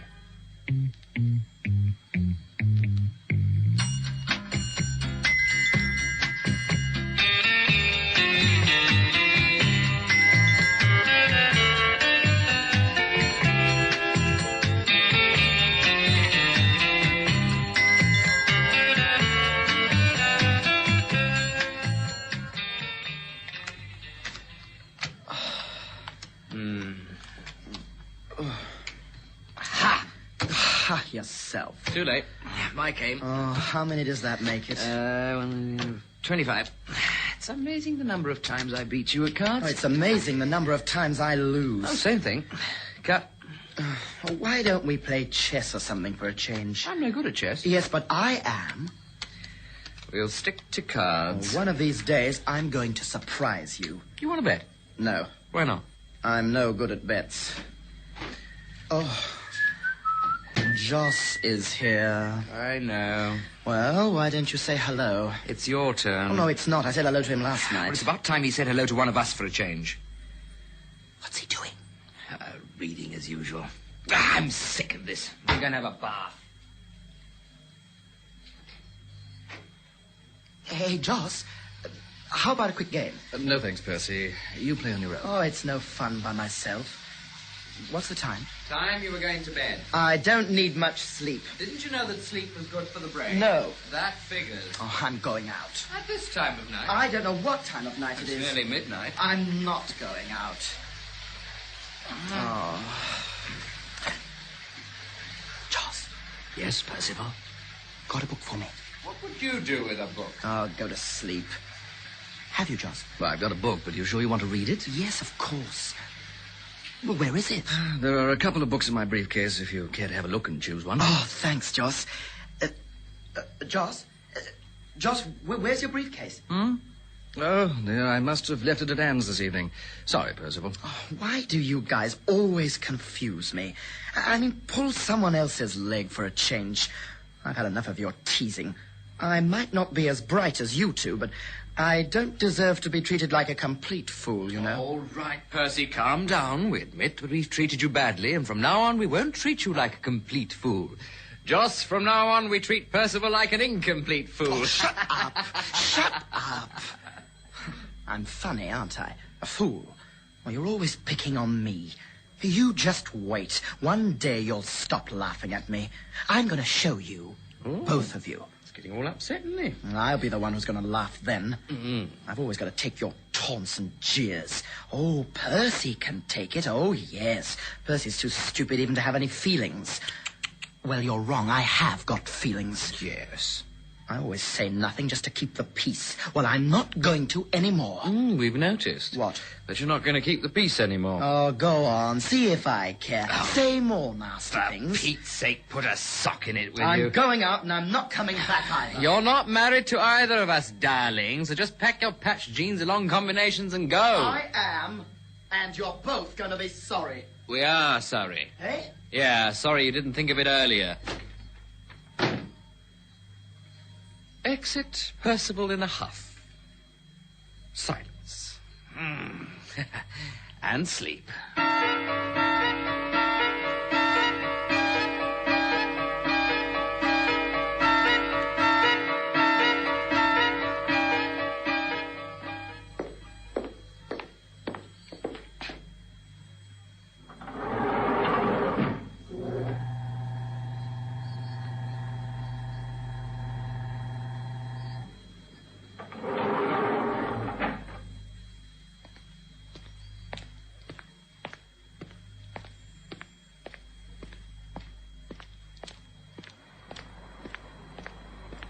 They just think they rule the world. Well, I'm going to show them. They are not going to laugh at me anymore. Just you wait. I'll show them. So they can beat me at cards, so what? I can also cheat if I want to, and I know Rodney cheats. But I never catch him at it. And if I say anything, he's always got a clever answer, and I end up looking like a fool. And Joss, you can't even talk to him. He's so highbrow, it's a wonder he bothers to share a flat with us. Intellectual stuff and nonsense. Why can't people just be people? I mean, I know I haven't got much between my ears. Heavens, I've been told that enough times. But I'm not stupid. I can feel. I've got feelings. I'm sick of the way everything goes against me. And I do nothing. But it's not going to be like that anymore. I'm going to do something. Something that's going to make them sit up and take notice. But what? Oh, what, for heaven's sake? What am I doing here in the street? Where do I go from here? Oh, I hate having nowhere to go. Nobody cares at all. I might as well be dead. I wish I could believe in something. Something that would lead me. I wish I could believe in miracles. Who performs them these days anyway?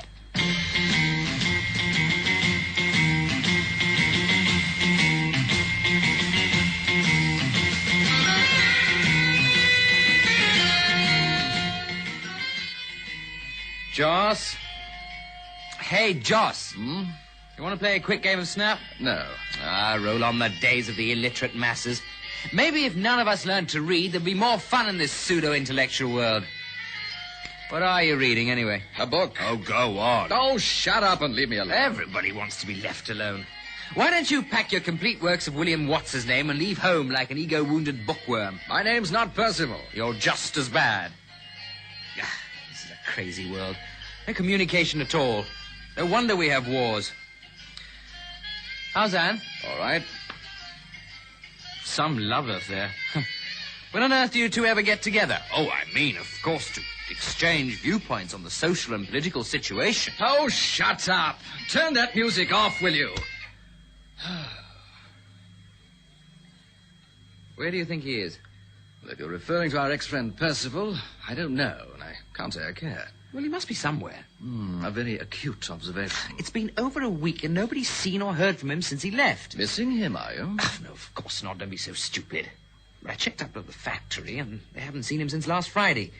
I mean, something must have happened to him. Oh, for heaven's sake, Joss, he's a human being. We were the only friends he had in the whole world. You know that. Poor fool. A bit of a change from the way you spoke to him last week. I didn't notice you begging him not to go. I was only joking. I didn't think he meant it when he said he was going. He's never really got upset about it before.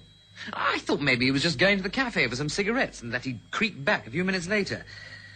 But he didn't.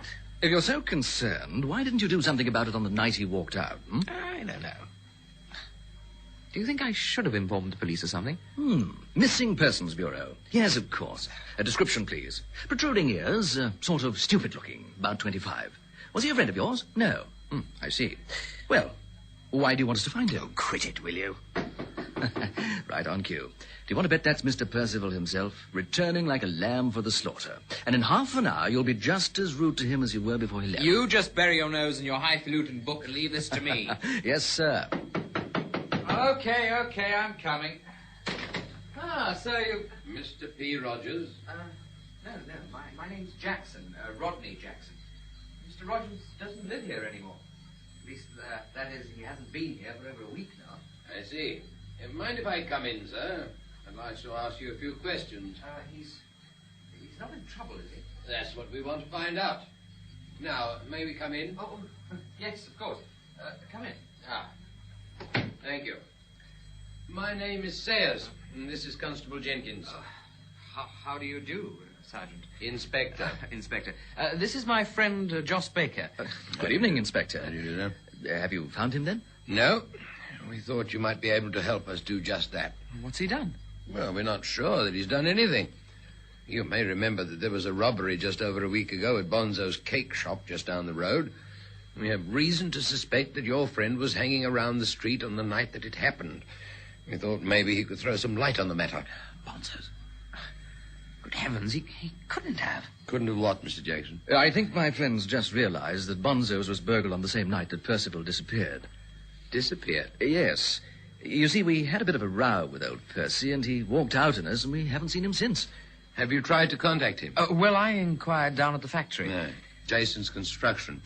Yes, we checked there. They knew nothing about him? No. Well, we really don't know how we can help, Inspector. No, I don't suppose you do.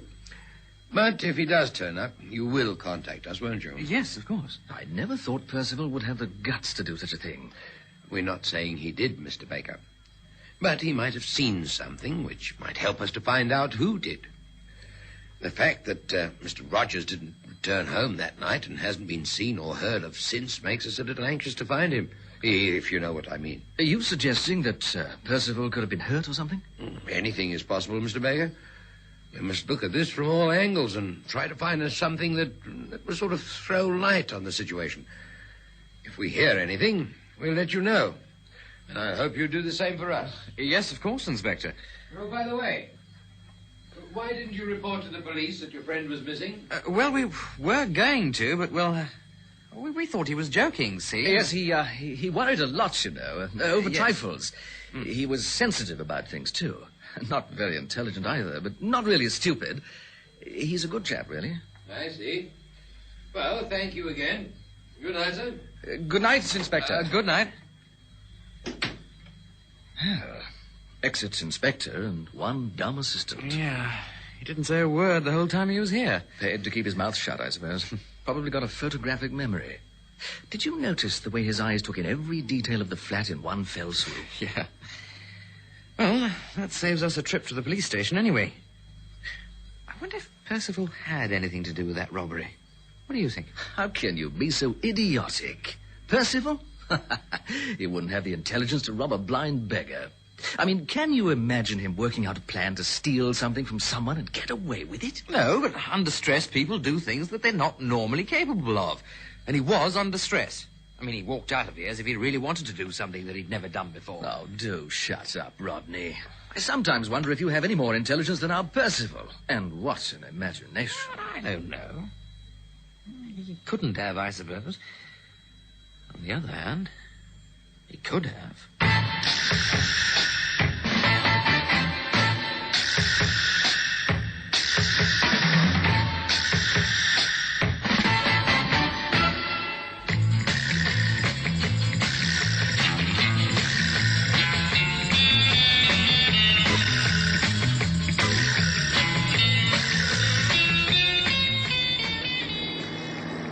Where are we going, Joss? Oh, I don't know. Just thought we'd take a spin into the country. It's tough not knowing what to do with oneself on a Sunday, isn't it? Have you seen anything in the paper about the robbery? What robbery? Well, the robbery, stupid. The one Percival's involved in. Oh, that. No, there's been nothing lately.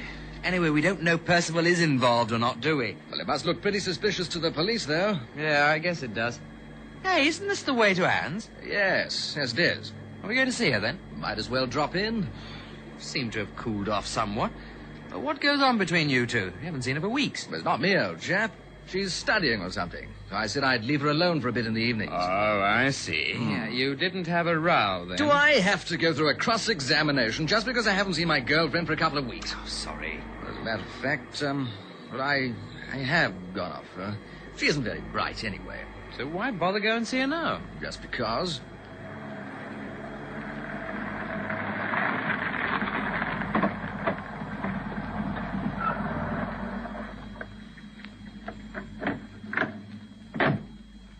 looks all shut up. You should have phoned. Well, we're here now, so might as well see if she's home or not.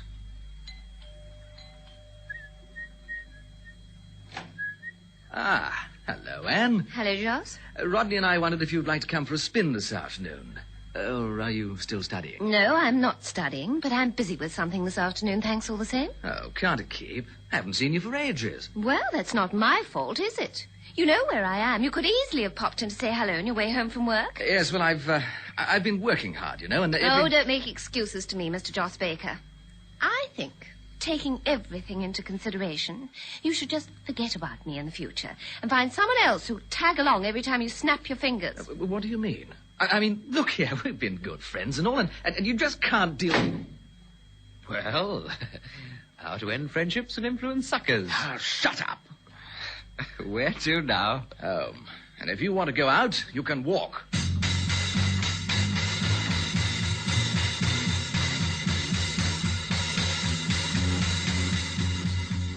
Well, how was I? Oh, you were great, Anne, but I would have loved to have seen his face. It was a picture, I tell you. Well, Percival, where do we go to from here? Next step is to phone him tomorrow and ask for me. Say you want to discuss something.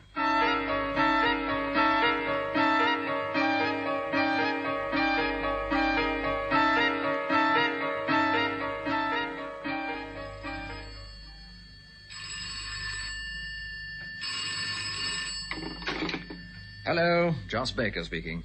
Hello, Joss. Anne here. Oh, hello, Anne. I was going to give you a ring. Look, I'm sorry about yesterday. I was a little bit... No need to be sorry, Joss. I was the one who was rude.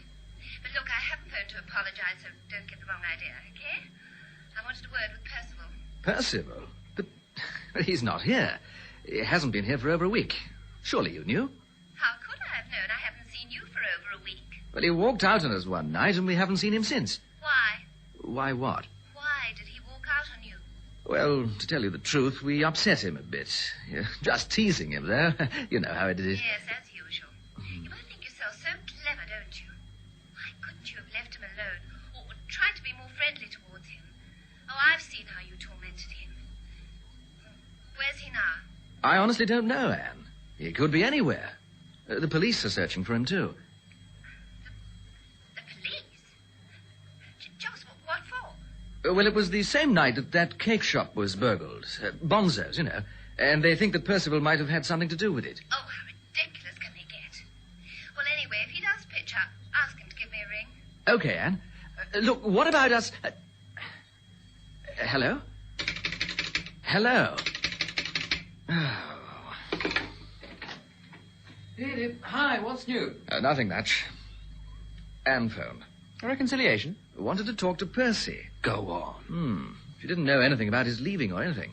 What did she want to talk to him about? She didn't say. And when she heard he'd left, she had a go at me for the way I treated him and then slammed the phone down. Very ladylike, I'm sure. You know, I've been thinking about that. The phone call, I mean. She never really knew Percival.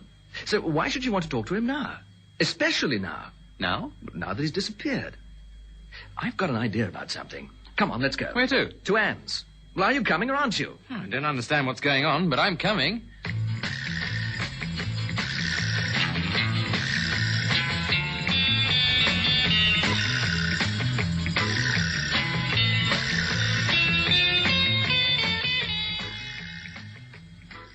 So you see, Percy, you've got to do something now. There just may be trouble for you. Oh, I didn't realize what had happened. Oh, I'm sorry you're mixed up in all of this. But I think the next step is a fairly simple one. Now, don't do anything silly. Oh, now, don't worry, Anne. There's always a right and a wrong in this world. I thought that I could make things right, and I only succeeded in doing a lot of wrong, which wasn't what I'd meant at all. But it's done me a lot of good and has taught me a lot. Well, that's for sure. But now it's up to me. I think all my things are packed. Where are you going? To the police station. But why, Percy? I'm going to tell them everything from the beginning. Oh, where is the beginning? I don't know, Anne. But since I met you, I knew that someday I would find one. And if there has to be a new beginning for anyone... Yes. Well, go on. Well, you've taught me a lot about searching in the right direction. And if anything happens to me, I know that you'll be here just the same as always. And that's very important to me. What are you trying to say, Percy? Well, I'm not very good at it, I know. But, well, I think I've fallen in love with you. Think? You're laughing at me. Oh, only because I feel the same way about you. Then whatever happens, you... Whatever happens, I'll be here, waiting for you.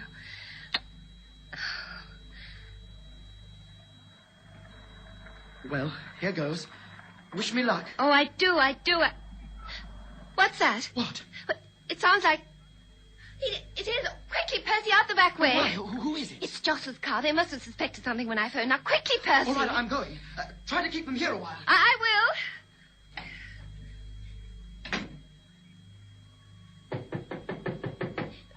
Just a minute. Oh. Hello, Joss. Hello. I didn't expect to see you so soon. Then you just spoken to you on the phone. Any news of Percy? Where is he? Where's who? Percy. That's what I phoned you about. Look, I know he's here. Oh, good. Then maybe you can find him for me. Do come inside. Right. Now, enjoy your little search. And when you've finished, I want both of you back in here, sitting down and shutting up. Because there's a heck of a lot I want to say to you. That's just about the whole story, Inspector, as far as I can remember. Thank you, Mr. Rogers. I'm glad you came along to me. Saved us a lot of trouble. What are you going to do? I'm not sure, Mr. Rogers. Of course, we will have to ask you to stay here for a while. Oh. Constable Jenkins will look after you. We have to check on your story first, and then, well, we'll see how soon we can let you go. Oh, you're not at all like I imagined, if you don't mind me saying so. What did you imagine? Well, inspectors are always tight-lipped and tough. Well, you're not like that at all. Oh, on the screen, maybe. But we are human, you know. Is there anything else you want to know? No. We'll just leave everything to me.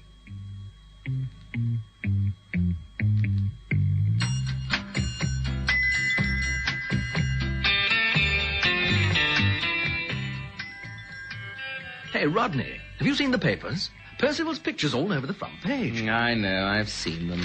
But have you read what it says? Yeah, bloomin' hero. He'll be off to Hollywood next playing cops and robbers for Samuel Goldwyn. Mr. Percival Rogers, without whose assistance the police could never have tracked down one of the largest smash and grab rings in the country, is a local All boy. right, I've read it. What's the matter with you? Nothing. Yes, there is. You're jealous. That's what.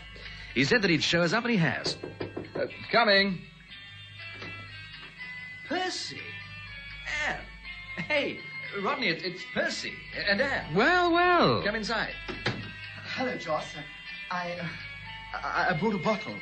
Thought we might have a little drink for old time's sake. Sure. Come in and make yourselves comfortable. Hello, Rodney. Well, you've been playing cards. Hello, Anne. Yeah, I'm not very good, but I used to beat Percy. I found some glasses. Will you pour, Rodney? Oh, sure. Saw the papers, Percival. Oh, congratulations. We thought, we thought all sorts of things when you left. Yeah, I know. But that's all over now, so let's not talk about it. I've found a new beginning in my life, and the ending is going to be happier than I ever could have imagined. Well, if it hadn't been for you two, I would never have known where or when to start my search. Oh, the robbery was just a little incident which happened along the way. What are you talking about, old chum? Joss, Anne and I are engaged to be married. Anyone for a game of snap? What's the matter, Joss? Would you rather play Happy Families? You know something, Percy? I think you played your cards better than I ever played, with jokers up my sleeve. You've got yourselves a royal flush, Percival. Rodney? Yeah? Let's drink a toast to Percival and Anne, to their new beginning and to our future. Our future? Yes, it's going to be different, Rodney. From now on, I cheat when we play Snap.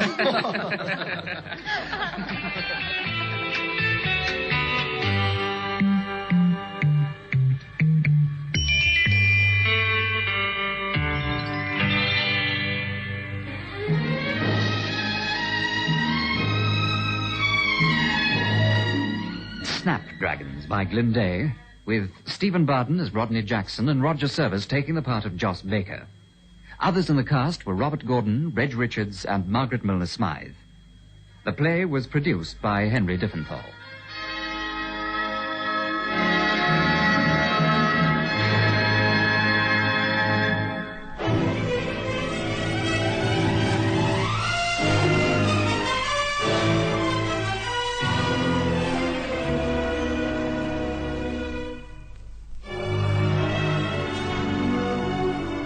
listen again next week for another play from the archives of the Springbok Radio Preservation Society of South Africa in Radio Theatre.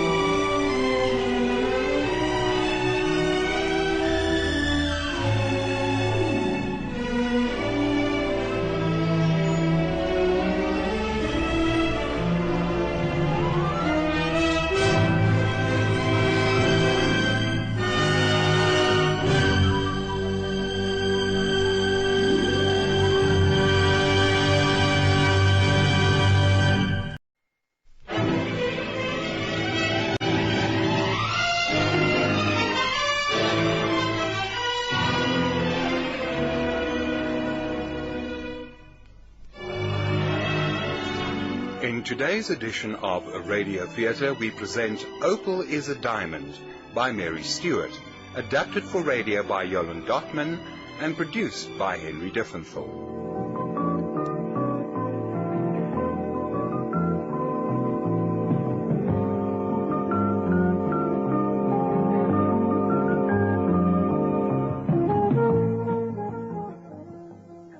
Rosita Felicitas Montefialco, what are you doing out here? Oscar's dead. Oscar? Oscar. Your pet rooster? Oscar Montefialco. Oh, no. Yes. How? Truck. Where? Highway. Isn't that terrible? Oh, it sure is. Ever since they widened that darn highway, it's worth your life to get across it. Sometimes takes me half an hour to get to the other side. Oh, you want me to take him out and bury him? No. I thought maybe you could use him. He'll make a good stew. I couldn't bring myself to eat an old friend. Here, you take him. Oh, no, you shouldn't have plucked him. Well, someone had it. Besides, I needed them feathers for a new pillow. Well, I'll just put him out of sight for the time being, dearie. This here empty old TV set'll do. You know, life ain't gonna be the same with Oscar gone. I think I'll get me another one as soon as I can. You'd do better, dearie, to get yourself some old rooster for a husband. I had one, thank you. They ain't worth a spit to polish 'em. Treated me like a dog. Her husband treated her like a dog. Now, that ain't a bad thing. A man's good to his dog. Takes it out regular. Hugs it when he comes home. He scratches its stomach. Don't let nobody throw rocks at it. Thinks his dog's the smartest on the block. Now, let me tell you, if more husbands treated more wives like dogs, more wives would wag their tails for more husbands. He always knew where to find the biggest worm. Now, I told you we ain't going to discuss it. We're going to change the subject. How do you like my hat? New? Well, it is and it ain't.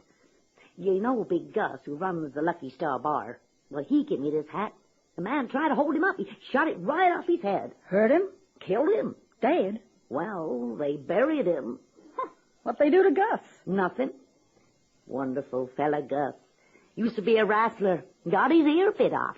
He wears a big bushy wig to cover the hole, but he's a wonderful fella, though. Don't seem right at Gus. Giving away a dead man's hat. Well, you don't hardly ever hear of a man being buried with his hat on. This here is where the bullet went through. You see here. You couldn't get me to wear no hat with a hole in it. Evil spirits gets in. I know. My grandma was a gypsy. She told me. Well, I know one thing. Rain sure gets in. That's why I covered it with this here button I found. Hey, says something, don't it? Whistle for Bissell. What's Bissell? Oh, some new drink, I guess. Or if it ain't new, it's new improved. That ain't gonna keep the evil spirits out. Hey, you got any vinegar? What for? My grandma taught me a gypsy secret for keeping evil spirits away. Oh, only I need some vinegar. Now, Rosie, I ain't superstitious. Never hurts to play safe. Yeah, here's some pickle juice. That'll do. Rosie, I ain't no gypsy. I just look like one. It don't matter. Just stand there and close your eyes and think purple. Why purple? Evil spirits can't stand purple. Me neither. What are you going to do now? Protect you. I got a circle around you backwards and repeat a curse. Then you'll be safe. I was safe enough till you came in. Madam McAdam East, Madam McAdam West, Madam McAdam South, Madam McAdam North is best. Moon and stars in the midnight sky protect my friend from the evil eye. Hey, stop sprinkling that pickle juice all over me. You can stop thinking purple now. You're safe. Evil spirits ain't gonna come anywhere near you. Yeah, and nobody else. I smell like a dill pickle. Hey, don't you open it. It may be the dead man come back for his hat. Well, if it is, I'll give it to him. Come in. There ain't been a lock on that door in 30 years. I believe I have the honor of addressing Miss Opal Cranky. Oh, well, I don't know as it's any honor, but show my name all right. What's yours? Why, don't you recognize me? Sure don't. But you're wearing a Bissell button. Surely you've seen our billboards that say, "Whistle for Bissell." You're wearing his campaign button on your hat. I am the Honorable Hector Bissell. Call me Hector. Our present and future mayor. Oh, now I remember. And you give me a $10 bill and a whistle and drove off before I could ask you what for. May I introduce Miss Mary Lorden, my public relations advisor, Mr. Robert Royce, my speechwriter? Oh, pleased to meet you. This here is Rosie. Hey, your face is familiar. Haven't I had the pleasure of seeing you somewhere before? Could be. I used to run a stand over on the highway. Rosie's Hot Meatballs. Ain't you the man responsible for widening our highway 50 feet? The mayor's record is one of progress and improvement. Well, my hot meatball stand was on the edge of the highway, and it put me out of business. Couldn't you have moved your stand about 50 feet back, madam? Sure I could have. And that would have put me square in the middle of the railroad tracks. Now, Mary, make a note of this lady's complaint. Any loss will be rectified. I have always stood behind small business. Yeah, well, now, about that button, I think I ought to explain. Loyalty needs no defense, madam. Not in this case. You see, a fella got shot with his hat on. I know exactly what you're going to say. You're for law and order. Well, so am I, madam. I assure you that in my next term, I'm going to maintain order here if I have to personally shoot every citizen in this city. Everything the mayor stands for is stated in his 1-minute television appeals to voters. As a matter of fact, one is due to go on in 3 minutes. Do you have a television set, madam? Right there. We call these 1-minute specials the Bissell Beatitudes. Madam? There's a dead chicken in here. Sure, I put it there. Got killed on that highway you widened. The set has no tools. You never asked me that. Perhaps I'd better explain why we're here. When we saw you sitting beside the road wearing a Bissell button, the mayor was deeply moved. I am of the people, for the people. little people, the common man, the forgotten majority whose only voice is their vote. Which one of you is running for office? So I'm here to humbly enlist your help. All we want is to film the mayor visiting you to show his great interest in the common man. For television? Naturally, I would expect to pay you for your time. Let's say, $30. No, you already give me 10, so make it 20. Your kindness is beyond price, madam. What I'll do, Miss Cronky, is take a pan shot of this room and stop on you sitting at that table, exhausted from a day of trudging the streets. Mr. Bissell will knock on your door, and you let him in. It might be a good idea if you kissed her hand, Hector. Oh, no, you don't have to do that. The $20 is enough. Invite him to sit down. Pretend to be talking, and that's all. Easiest $20 I ever made. Now, if you'll step outside, Hector, I'll tell you when to knock. And if you ladies will just get up there out of sight, we'll wrap this up. You sit at the table, Miss Cronky. You write all these speeches? That's right. Don't look at me. But if he's elected on what you write for him, ain't you the one that's really elected? Politically, we're of one mind. We're all set now. All right, Hector, knock. Let him in, Miss Cronky. Don't run. Remember, he's a stranger to you. Let him kiss your hand. I can. I just remembered I've been peeling onions. Never mind. Invite him to sit down. Pretend to be talking, Miss Cronky. Don't just stare at him. Show him your chicken, Miss Cronky, so he can speak out against speeding. If I'd only known Oscar was going to be on TV, I wouldn't have plucked him. That's good. Now cut it short, Hector. Great.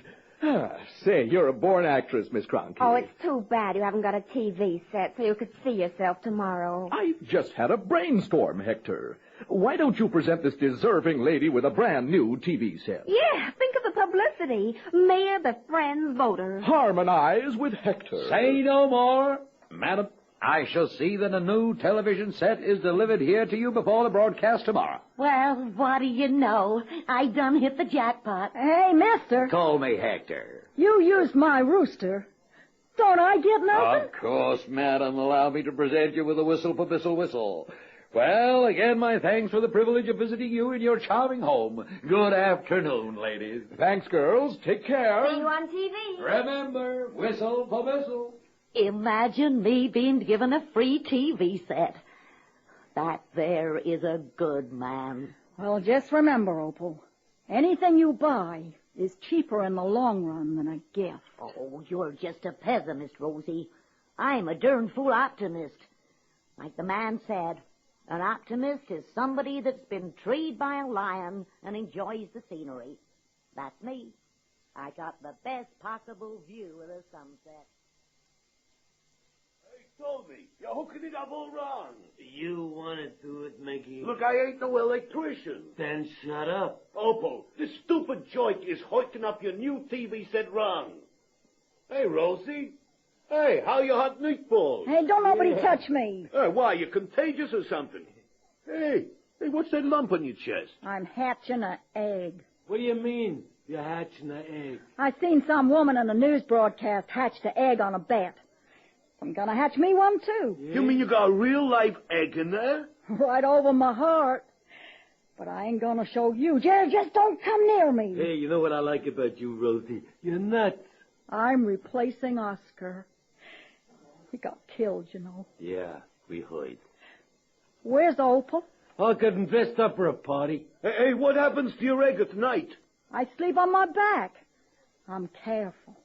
I put a frying pan on each side of me so it won't roll over. Nuts. She's nuts. Yeah, well, if you break it, at least you got your frying pan handy. Hi, Rosie.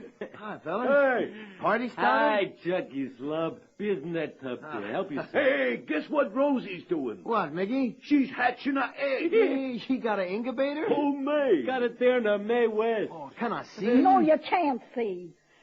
You men all got dirty minds. Oh, not me, Rosie. You seen one egg, you seen them all. Hey, that's a lot of trouble for a chick. You can buy one for a quarter. It ain't the same. I want to be its mother. Oh. Gee, Mickey, is that Opal's new TV set? Yeah, delivered this morning. Well, somebody better get it hooked up. Opal's on the air at 8. Hi, everybody. Welcome to my party. Cocktails in the tub. I'm sorry I'm late. Look at Lauren Bacall. Some class. care. Hey, where'd you get that dress, Opal? Hey, Opal, you know what this screwball is doing? Know what? Hatching an egg. Oh, that's nice. Has everybody got Hey, beer? no, Opal, you don't understand. She's hatching it herself. Well, when you think of some of the things that people do to their own bodies nowadays, hatching an egg seems kind of sweet and simple. TV's gonna change your life, Opal. Well, I ain't so sure. Seen one of them shows at Gus's bar. He had a man singing into his fifth. And then the sponsor came on, and it was a little baby in a diaper. And you'll never guess what he was playing with. A roll of toilet paper. Huh? He throwed it away, and it started unrolling. It rolled down some steps and out of the door, and it kept unrolling down the highway. And then the man's voice tells you it's 100 feet longer than the higher price brand. Frankly speaking, it ain't changed my life. Oh, how are you doing, Tony? It's all hooked up. And a good thing. Opal goes on in just 3 minutes. Hey, you got it turned on, Tony. You think I'm stupid? Hey, it ain't plugged in. I'm stupid. Hey, nothing's happening. Well, kick it. I hope I never got all dressed up for nothing. There, you getting the picture? Look, Opal. Look. Hey, it's that commercial you was telling us about. Oh, it sure is. There's that baby with that same roll of toilet paper. Only he's blue. That's the first time I've ever seen a blue baby. I got it just the color. He's turned green. Oh, that baby ain't well. 2 minutes to go. Hey, you better hurry. We don't want no green, Opal. Now, that's good. Don't touch it. Hey, look.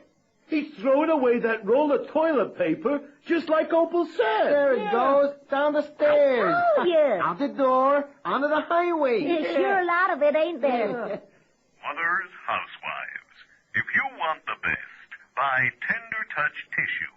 For the same cost as the higher price brands, you get a bonus of 100 feet more of Tender Touch. I don't know what good 100 feet more are going to do you on the highway. And now for a paid political announcement. Hey, this must be Hey, Opal, you're gonna see yourself. His Honor, Mayor Hector Bissell. Fellow citizens, I am Hector Bissell, running for re-election so that I may serve you in the manner you so justly deserve. I represent the common man, you. I care. Yesterday I visited various homes in our fair city to meet my fellow constituents. Hey, look, that's this room he's showing on TV. Look at that room. Have you ever seen such squalor and filth? A fly trap of flotsam. I say to you, it is a civic disgrace that some of our citizens are forced to live in such a pigsty as this. What goes on Look at this here? poor woman sitting at the table in her filthy rags. What the heck's she talking A about? victim of our indifference, alone, unemployed, unwanted, unwashed. When I entered this room, the odor was overpowering. That was pickle juice for a gypsy curse, you stupid dope. The odor was so bad that her mother had to wear a gas mask. Her mother? Me? I sat with this poor woman as she smiled through her tears and showed me a dead chicken she had found on the highway for her supper. Look. Hey, look, there's Oscar on TV. My heart was naked. touched. I decided to present this unfortunate woman with a brand new television set. The set comes from Moroni Television Center at 1313 Westmoreland. Open from 9 to 9. Remember, Bissell cares for the common man. Whistle for Bissell. That dirty skunk. The louse. The rat. Imagine him saying such an awful thing. I ain't old enough to be Opal's mother.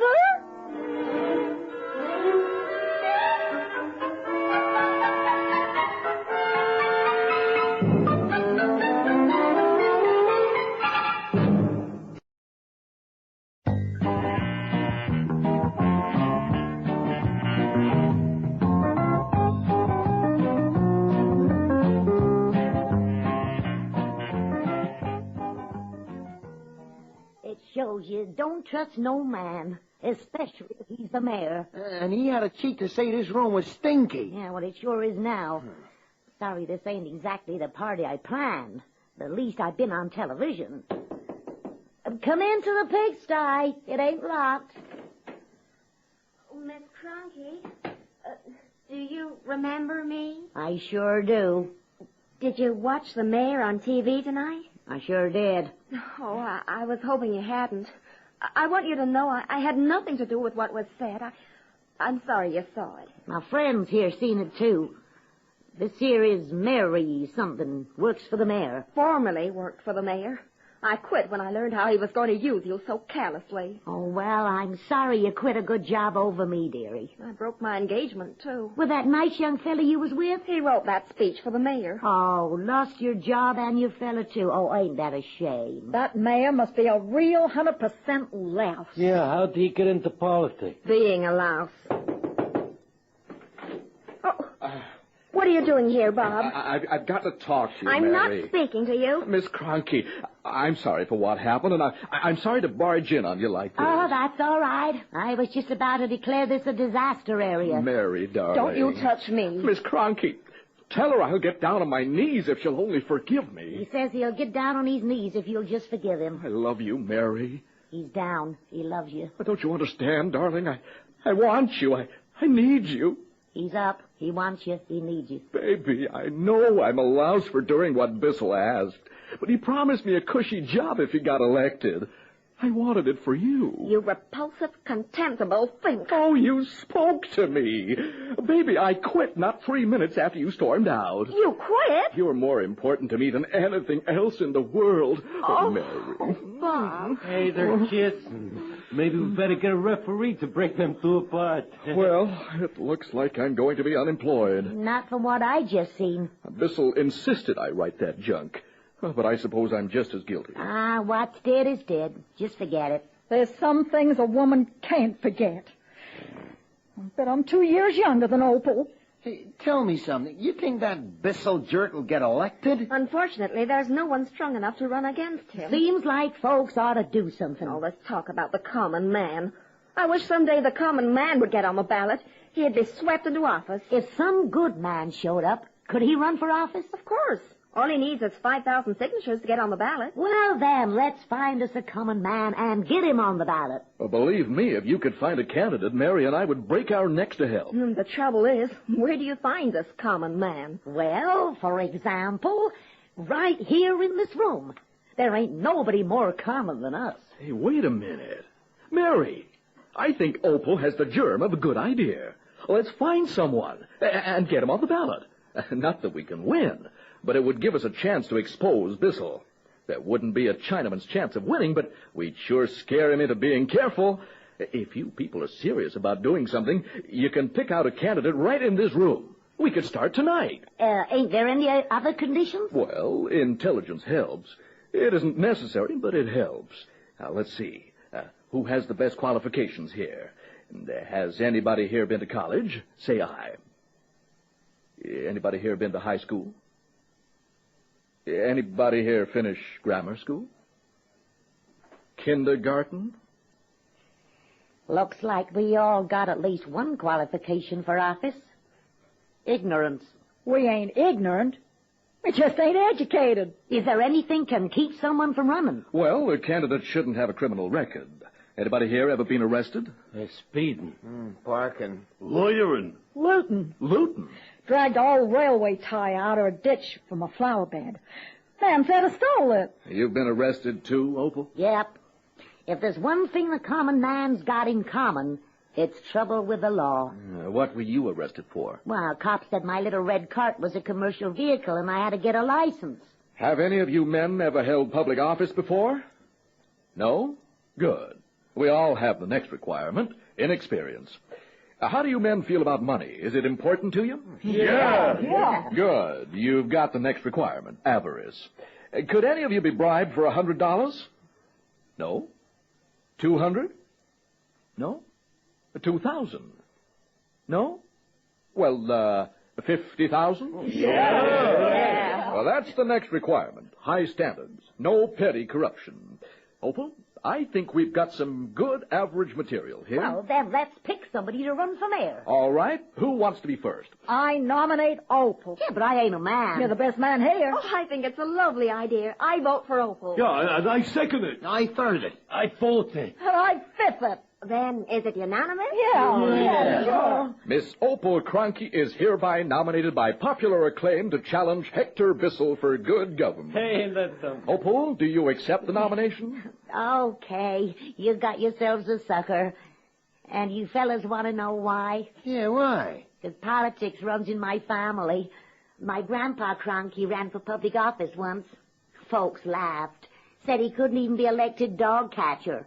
But he ran anyhow. And he got elected. Mayor? No, dog catcher. Well, here's the Opal. Candidate, common man, dog catcher.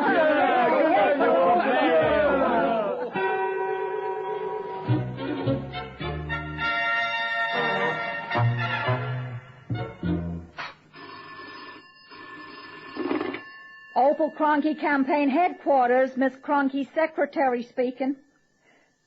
That's right. No, I don't. Maybe you did, I wouldn't know. Yeah, could have been. Oh, no, that's wrong. Yeah, that's right. You're welcome. Who was that? Wrong number. I'm preparing Opal's bio for the papers. We need some publicity to help get signatures. Where was she born? Upstairs. What year? Somewhere between, Lincoln and Hoover. Has she ever been married? You've seen her. Where does she stand politically? Disgusted. Would you say she has charisma? Not till I knew what it was. Has she any ambitions in life? To work less, earn more, live longer, look younger, and die owing the government money. Good. That makes her the average American. Could I ask a couple of supposing questions? Yeah, go ahead. Well, supposing we do get Opal on the ballot, and supposing something went wrong and she got elected, what would you do then? I'd drop dead. Could happen, huh? Opal Cronky Campaign Headquarters, Miss Cronky Secretary speaking. No, she ain't in. She's out soliciting. She's unsoliciting signatures. You're welcome. Who was that? Search me. Well, next time ask. What for? So we'll know who called. I'd forget it. Well, then write it down. Can't write. Oh, you may not be much of a secretary, Rosie, but you're a heck of an incubator. Yeah, maybe we'd better concede now. Surprise, I'm back. Hey, with 11 more signatures. Uh-huh. Well, with your 11 and the 68 we already have, we only need 4,921 more. Oh, we got 2 whole days left. We really need 2 months, Opal. I'm preparing a bio to help us get signatures. You're just in time to answer some pertinent questions. Oh, how's your egg doing, Rosie? You got morning sickness yet? The creation of life ain't no laughing matter, Opal. Oh, you laugh too hard. You'll break your egg. Now, what's pertinent mean? Well, how do you stand on air pollution? You mean TV? I mean the contaminated air we breathe. Why, I think it's all right, if you like it. After all, bugs is eating DDT, and fish is eating mercury, so if folks want to breathe pollution, they got as much right to kill themselves as bugs. Any opinions on education? Yes, sir. Nowadays, the younger generation all go to college, but the older generation gets the education. What about American leadership? Oh, it's the best. Why, we still do things better than anybody else. We get that oil all the way across the ocean before we spill it on the beach. Any opinion on welfare? Well, I'll tell you. Used to be, if you had to go to the ladies' room, it was free. Nowadays, you got to pay a dime to get in. And heaven help you if you ain't got it. In some places, they tell me you got to tip a quarter. Now, I don't think nature's privilege is worth 35 cents. Well, so much for economics. Are you a Democrat or Republican? Which is which? Well, are you a progressive? What's that? Well, I'd say it's a man who has a clear view of what's ahead, takes a firm stand, and walks backwards. Oh, I guess I don't fit into no mold. Come in. This is where the flotsam's at. Good evening, Miss Cronky, Miss Rosie. For your information, mister, I ain't her mother. My apologies, madam. What is this nonsense I hear about you trying to get on the ballot, Miss Cronky? Well, you heard right. I just may end up this here city's next mayor. Very funny, Miss Cronky. You ought to be on television. I've been. Bob, you of all people know she could never be elected. She can't even get the necessary 5,000 signatures for the ballot. Oh, no? Listen to what we've already got. 1,422, 498, 235, 952, 421, and 870. What does that come to, Rosie? 4,250. Here, let me see them. Oh, no, you don't. I wouldn't put it past you to try to steal them. Now, why would you say a thing like that, Bob? I've worked with you. My conduct as a mayor of this city speaks for itself. You're so right. A $100,000 home, a private yacht, a new limousine. If there's anything I like to see, it's the common man in a new limousine. Miss Cronky, don't tell me you were offended by the innocent little remarks I made regarding your home. I want better housing. But politics is like prize fighting. You've got to hurt if you're going to win. All in the spirit of good, clean sport. Well, I ain't yet heard of no prize fighter winning by hitting below the belly button. Now, let's assume you can get on the ballot. This is no assumption. It's possible you could take votes away from me. Do you know what that would mean? That you got hit where it hurts in the spirit of good, clean sport. Now, I suggest you abandon this impractical petition. I'll make it worth your while. Not that there's any threat to me. I could use an intelligent woman like you in the city hall and garbage disposal. As the candidate's manager, I can tell you we're not making any deal. You own this house, Miss Cronky? Yeah. My great-granddaddy Cronky built it when we had a farm. Wonderful old man. Lost his right arm in a threshing machine. Had a hammer with his left hand. Bent a lot of nails. Yes, sir, this house has seen a lot, including better days. Has it been reassessed lately for taxes? Nope. Was yours? No, I wonder if it's worth the trouble. It really ought to be condemned. Seems like a public hazard to me. Are you trying to intimidate us? Or these friends of yours, this Chuck Masters and Tony Mancini? I'm told they truck drivers for Consolidated, is that so? The best there is. Well, my wife's brother owns Consolidated. And you see, I have my fingers in a great many pies. Must get a lot of goo under your fingernails. And the other one who's soliciting signatures for you, he drives a city bus, doesn't he? Hey, you ain't gonna cause my friends no trouble, are you? You will learn, Miss Cronky, that in politics, to get along is to go along. Goodbye, Miss Cronky. Yeah, you think he's planning to get the boys fired? A rat thinks like a rat. How about Rosie giving me that figure right out of the air? Oh, that was really funny. Be funnier if I was right. But we've got to make it right. We've all got to get out and get those signatures we need in a hurry. We'll have Tony and everybody take the next 2 days off and work around the clock. Rosie, that means you'll have to get out on the streets and hustle, too. I can't stand out in weather like this. Why not? The rest of us will. But you ain't hatching no eggs. Opal, you got a hot water bottle? 8 or 9. Rosie, you can wear a hot water bottle around your neck. If I lose my egg, it'll be all your fault, Bob. Crack of dawn, get out with one of these petitions and plead with the rest of us. Forget that, beautiful. Who's calling? Yes, it is. Yes, I am. Yes, he is. Yes, I will. It's for you, Bob. Who is it? Your girlfriend. Mary? Hi, sweetheart. I've been waiting to hear from you. Where are you? What? When? Why? I'll be right there. Where was she? Jail. Jail? Why? She was soliciting signatures by City Hall. Bissell had her arrested for impeding pedestrian traffic. Can he do that? He can't make it stick, but he'd like to slow us up. Start off as early as you can tomorrow. Every minute, every signature counts now. Goodbye. Well, if I gotta get out in the streets at crack of dawn, I better get off home. No, wait a minute, Rosie. I'll find you that hot water bottle. I've got one here given me by Mama Maroney. Wonderful woman, you know. Here it is. Here it is. You know, I wouldn't be risking my eggs for nobody but you, Opal. And I'd do the same for you, dearie. Friends. Friends, me and you, huh? To the grave, dearie.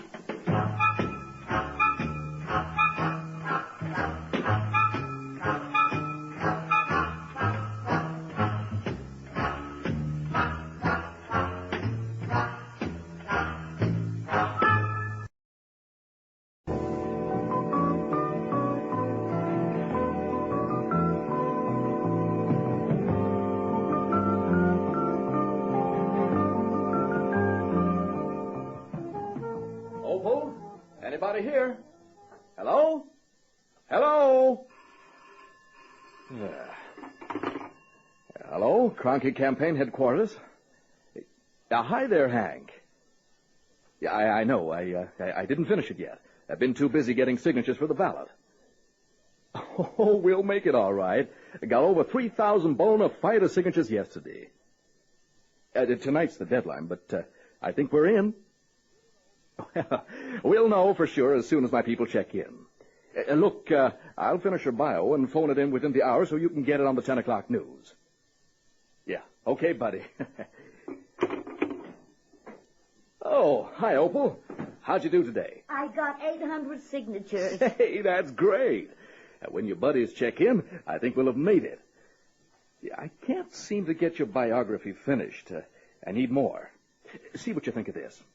Opal Cronky, latest candidate for mayor, is a granddaughter of the late well-known politician Austin Calhoun Cronky III. That's right, dog catcher. She is a member of the DAR. Wait a minute, back up. What's a DAR? Daughters of the American Revolution. But I ain't. Well, who's going to know? If we're challenged, we say we meant dumb, alcoholic, and retarded. Oh, that's sure closer to the truth. Well, it's the buckshot technique. You try to hit as many pigeons as you can with one blast. She has made her reputation as a collector of memorabilia. Whoa. What's memorabilia? Oh, any junk that costs under $1. That's me. She is a graduate of a well-known college. Now, you know I ain't been to no well-known college. The College of Hard Knocks is well-known, isn't it? You sure shot yourself a pigeon that time. Yeah, well, that's as far as they got. Seems to me you already went too far. Well, I'm just trying to give you charisma. What's that? It's a kind of magnetism that makes a man look like he'd make a good teammate for men, a good playmate for kids, and a good betmate for women. In that case, we got the wrong man in the White House. All you need in politics is a good speechwriter, a good makeup man, and a good head start. Why don't we try something new? What? Honesty. Folks just might recognize it. In politics? And I'll start out being truthful with you. There's something I held back. What's that? I'd been to grammar school. But you said you hadn't. Well, I never wanted to sound stuck up. I couldn't admit I was the only one educated in front of my friends and put them to shame. Did you finish? Nope. Only got as far as the Civil War. Any more confessions? Yep. My grandpa Cronky never died in his bed. Oh? Where'd he die? Outside in the well. How? Well, you don't get run over in a well. He drowned. He fell in? Pushed. We think Grandma Cronky done it. Why? Well, I guess she never liked him. Was she nuts? Just playful. She never was right in the head after a mule kicked her. Oh, she was kicked by a mule. Well, that's what Grandpa Cronky said, but we think he done it himself. What made you think that? We never had no mule. Opal, you know what you've got? Charisma. Hi, Opal. Hi, Bob. Oh, hi, darling. How many signatures did you get? 912. Oh, that's great. If Tony and the rest show up with 1,000 more, we're in. We'll make it. I've already made plans for raising campaign funds. Hey, I'm back. Oh. Hi. It looks like we're going to make it, Rosie. How many did you get, Rosie? Not that many. Well, how many? 3. 300? No, just 3. Just 3. Well, 3's more than 2. Where did you solicit? Bus station? You don't find local voters there, only transients. Well, there was lots of people there. There are lots of people in the cemetery, too, but you can't get any signatures. Oh, looks like the boys been to Gus's bar. Let's hope they haven't been there all day. Fellows, knock it off. Where are the signatures? Tony, the petitions, the signatures. Signatures? What signatures? To get Opal on the ballot. Oh, those signatures. Well, where are they? You fellas got any signatures? Have we got signatures? There you are. Over 3,000. 3,000? We got signatures to spare. 3,000. Ain't you fellers wonderful? Now sit down and have some beer. It looks to me like they had enough already. Well, if it ain't old Rosie and her Rhode Island Red. Come on, give us a kiss, Rosie, you old incubator. Hey, you stay away from me now. You break my Now, egg. hey, everybody, hey, let's just check these figures together and make sure we have enough signatures to file tomorrow morning. 800, 250, 925, 1,925, 1,889, and 3. That's all. Let's see. I get 6,042. What do you get, Mary? The same. Rosie? The same. Opal? The same as Rosie. We've got at least 1,000 over what we need. You're in! Bob, why don't you release the news right now? Get it on the air. Right. Oh, boy. I'd like to see Bissell's face when he hears. We've got to think of some slogans for you, Opal. How about Cronky, the common man's candidate? Oh, I like that. KKK. Man, is she a dumb meatball? Hello, Hank? It's Bob. I've got a news item for you, an exclusive just for you, baby. We're in. Yes, over 10,000 signatures. Put it on the air.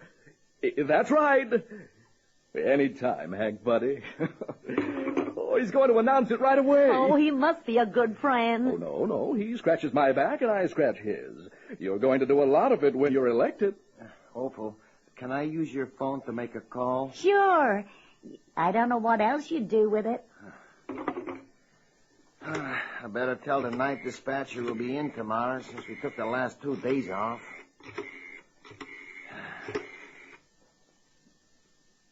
Come on. Oh, Bugsy, this here's Chuck. Yeah, me and Miggy got over our pneumonia. We'll be back tomorrow. Miggy, you know what we ain't got? What is it we ain't got? Miggy, we ain't got jobs. Oh, you think the Bissell done it? Well, I'm sure gonna find out.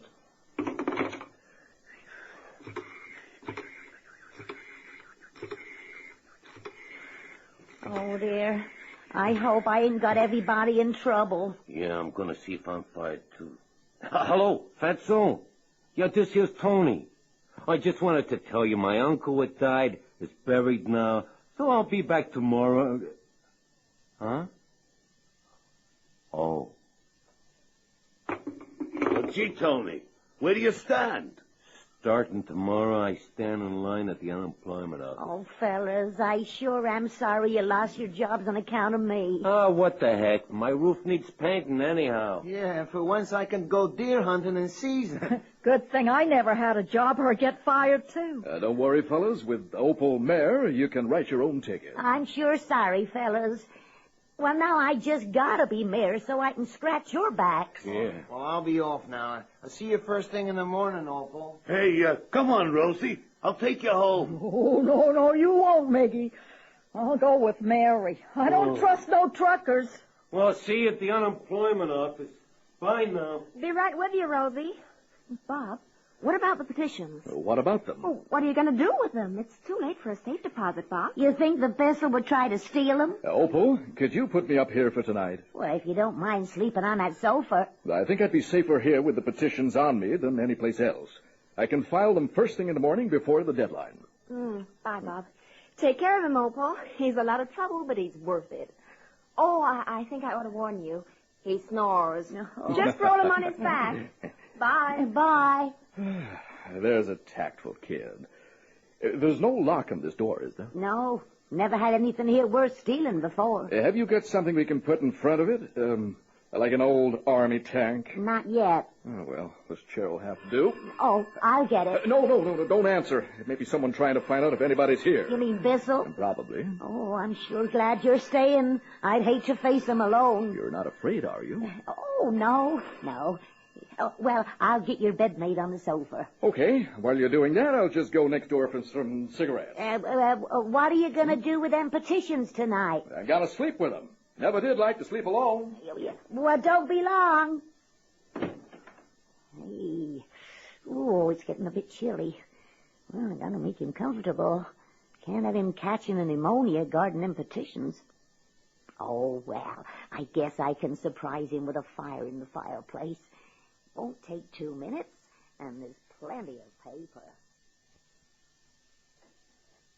Ah, a fire. That's nice. Opal? Opal? What are you using to light that fire? Opal? It's the petitions! Oh, no! Opal!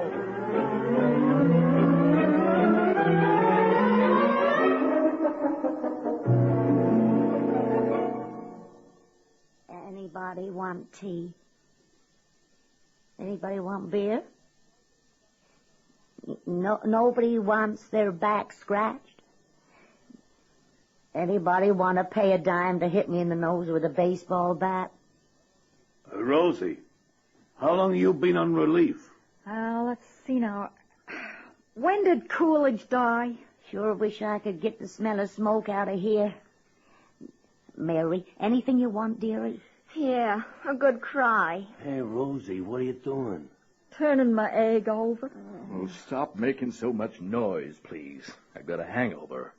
Well, you gotta admit one thing. We almost made it. Oh, yeah. Ladies and gentlemen, this is your captain speaking. We are now 900 miles off the coast of England. Fasten your seatbelts, please, as we have just run out of gas. But you've got to admit one thing. We almost made it. We ain't down yet. I thought I really had it made for once, but no, somebody up there hates me. Now, you hadn't ought to say a thing like that, a young fella like you. Why, you've got everything. What? I'm almost 30. Heck, I am 30. And where have I gotten? Well, you've got to be 30, and that ain't easy these days. The one thing you can do without effort is to age. Even a cheese does that. Well, ain't no sense waiting to be elected now. You done burnt your bridges. When I hatch my egg, all of you is invited to the christening of Oscar II. Well, what are y'all looking at me so funny for? What's wrong? My pants fall off or something? Rosie, you don't know it, but you've got the mayor standing behind you. Why, he wouldn't stand behind nobody, including his dying promise to his blind old mother. And I just wish I could tell him so to his ugly face. All you gotta do is turn around, honey. Excuse me, Your Honor. Ladies, gentlemen. Well, come in now you're already in. Yes, come in and join the celebration. I understand from the newscast last night, Miss Cronky, that you have some 10,000 signatures to get you on the ballot. Yeah, well, that was last night. This morning's a different story. This morning we have about 1,000 more. It came in the mail. Well, I seriously doubt that you actually have that many. Then why are you here? To find out. After all, where there's smoke, there's fire. There sure is, if there's a fireplace. Just what do you want here? As man to man, I want to talk turkey. Oh, well, that means somebody's going to get their heads chopped off. With too many candidates in this race, we're all going to be hurt. Now, any jackass can kick down a barn, but it takes a carpenter to build one. Can I ask a question? Certainly, madam. Which is you and which is me? Well, could we discuss this privately, madam? You mean just me and you? No. Is that all right with you, fellas? Come on, man. We'll wait in the kitchen. And close the door. Opal, under no conditions tell him where those signatures are. Yeah, I ain't about to. And he'd sure have to be a magician to get his hands on them, wouldn't he? No, you haven't filed your petitions yet, have you? We sure ain't. And that's the honest truth. But you could lay your hands on them if you wanted to. Yeah, I ain't sure I'd want to. Good. Now we're talking turkey. Do you know what this is? It's an official condemnation of this house. It calls for your eviction and the immediate destruction of this building. Here, you try that. I'll go to the police. Ask for the chief. He's my nephew. Well, then I'll just go to the district attorney. Extend my regards. He's my cousin. Oh. So, perhaps we can make a deal now. You've got the hatchet, and I'm the turkey. Good. You scratch my back, I'll scratch yours. You scratch mine first. Very well. How would you like to be fire commissioner? You're too late. Last night I might have been interested. Police commissioner? You're getting warm. Public works. Name your ticket and I'll make a deal. Well, my friends has all lots of jobs. I want 'em back. And a new hot meatball stand for Rosie. Very well. I have a letter of understanding between us already drawn up. Equally incriminating. Right. First, that letter of understanding. Here you are. Already signed. Then everything's okay. Well, come on in, gang. Answer me one thing. Do you have enough signatures? Mr. Mayor, as one politician to another, I'm going to give you a straight answer. And that is? Yes and no. We did have. But I hid him in the fireplace. And I burned him up, not knowing. Then I didn't have to come to you at all. Don't never pay to bluff a rattlesnake. Politics lost a great genius in you, Miss Cronky. Call me Opal. There are many things I should like to call you, madam, but Opal is not one of them. Oh, that man ain't gonna get a good night's sleep. But we'll get good government out of him due to you, Opal. Hey, everybody got something but me. Oh, that ain't so, Rosie. The mayor promised me on his solemn word that he'd build you a brand new roadside stand with red lights saying, Rosie's Hot Meatballs. Oh, Opal. Opal, my dream come true. Oh, Opal, I just can't believe it. Well, that's life for you. You put all your eggs in one basket, and some hatch, and some don't. You just never know what's going to happen. The two most important things in a man's life is his birth and his death. And he ain't even consulted in either case. Both is a surprise. Well, that's my message, folks. You can go home now and see if you've been robbed while you was out. And if you ain't, count your blessings. Some of 'em may be missing.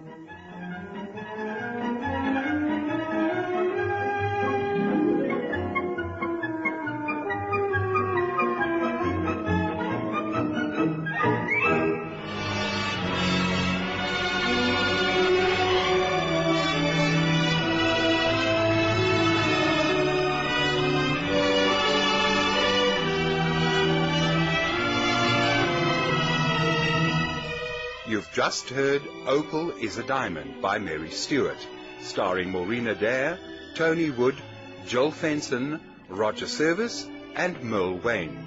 The play was adapted for broadcast by Yolande Dotman and produced by Henry Diffenthal.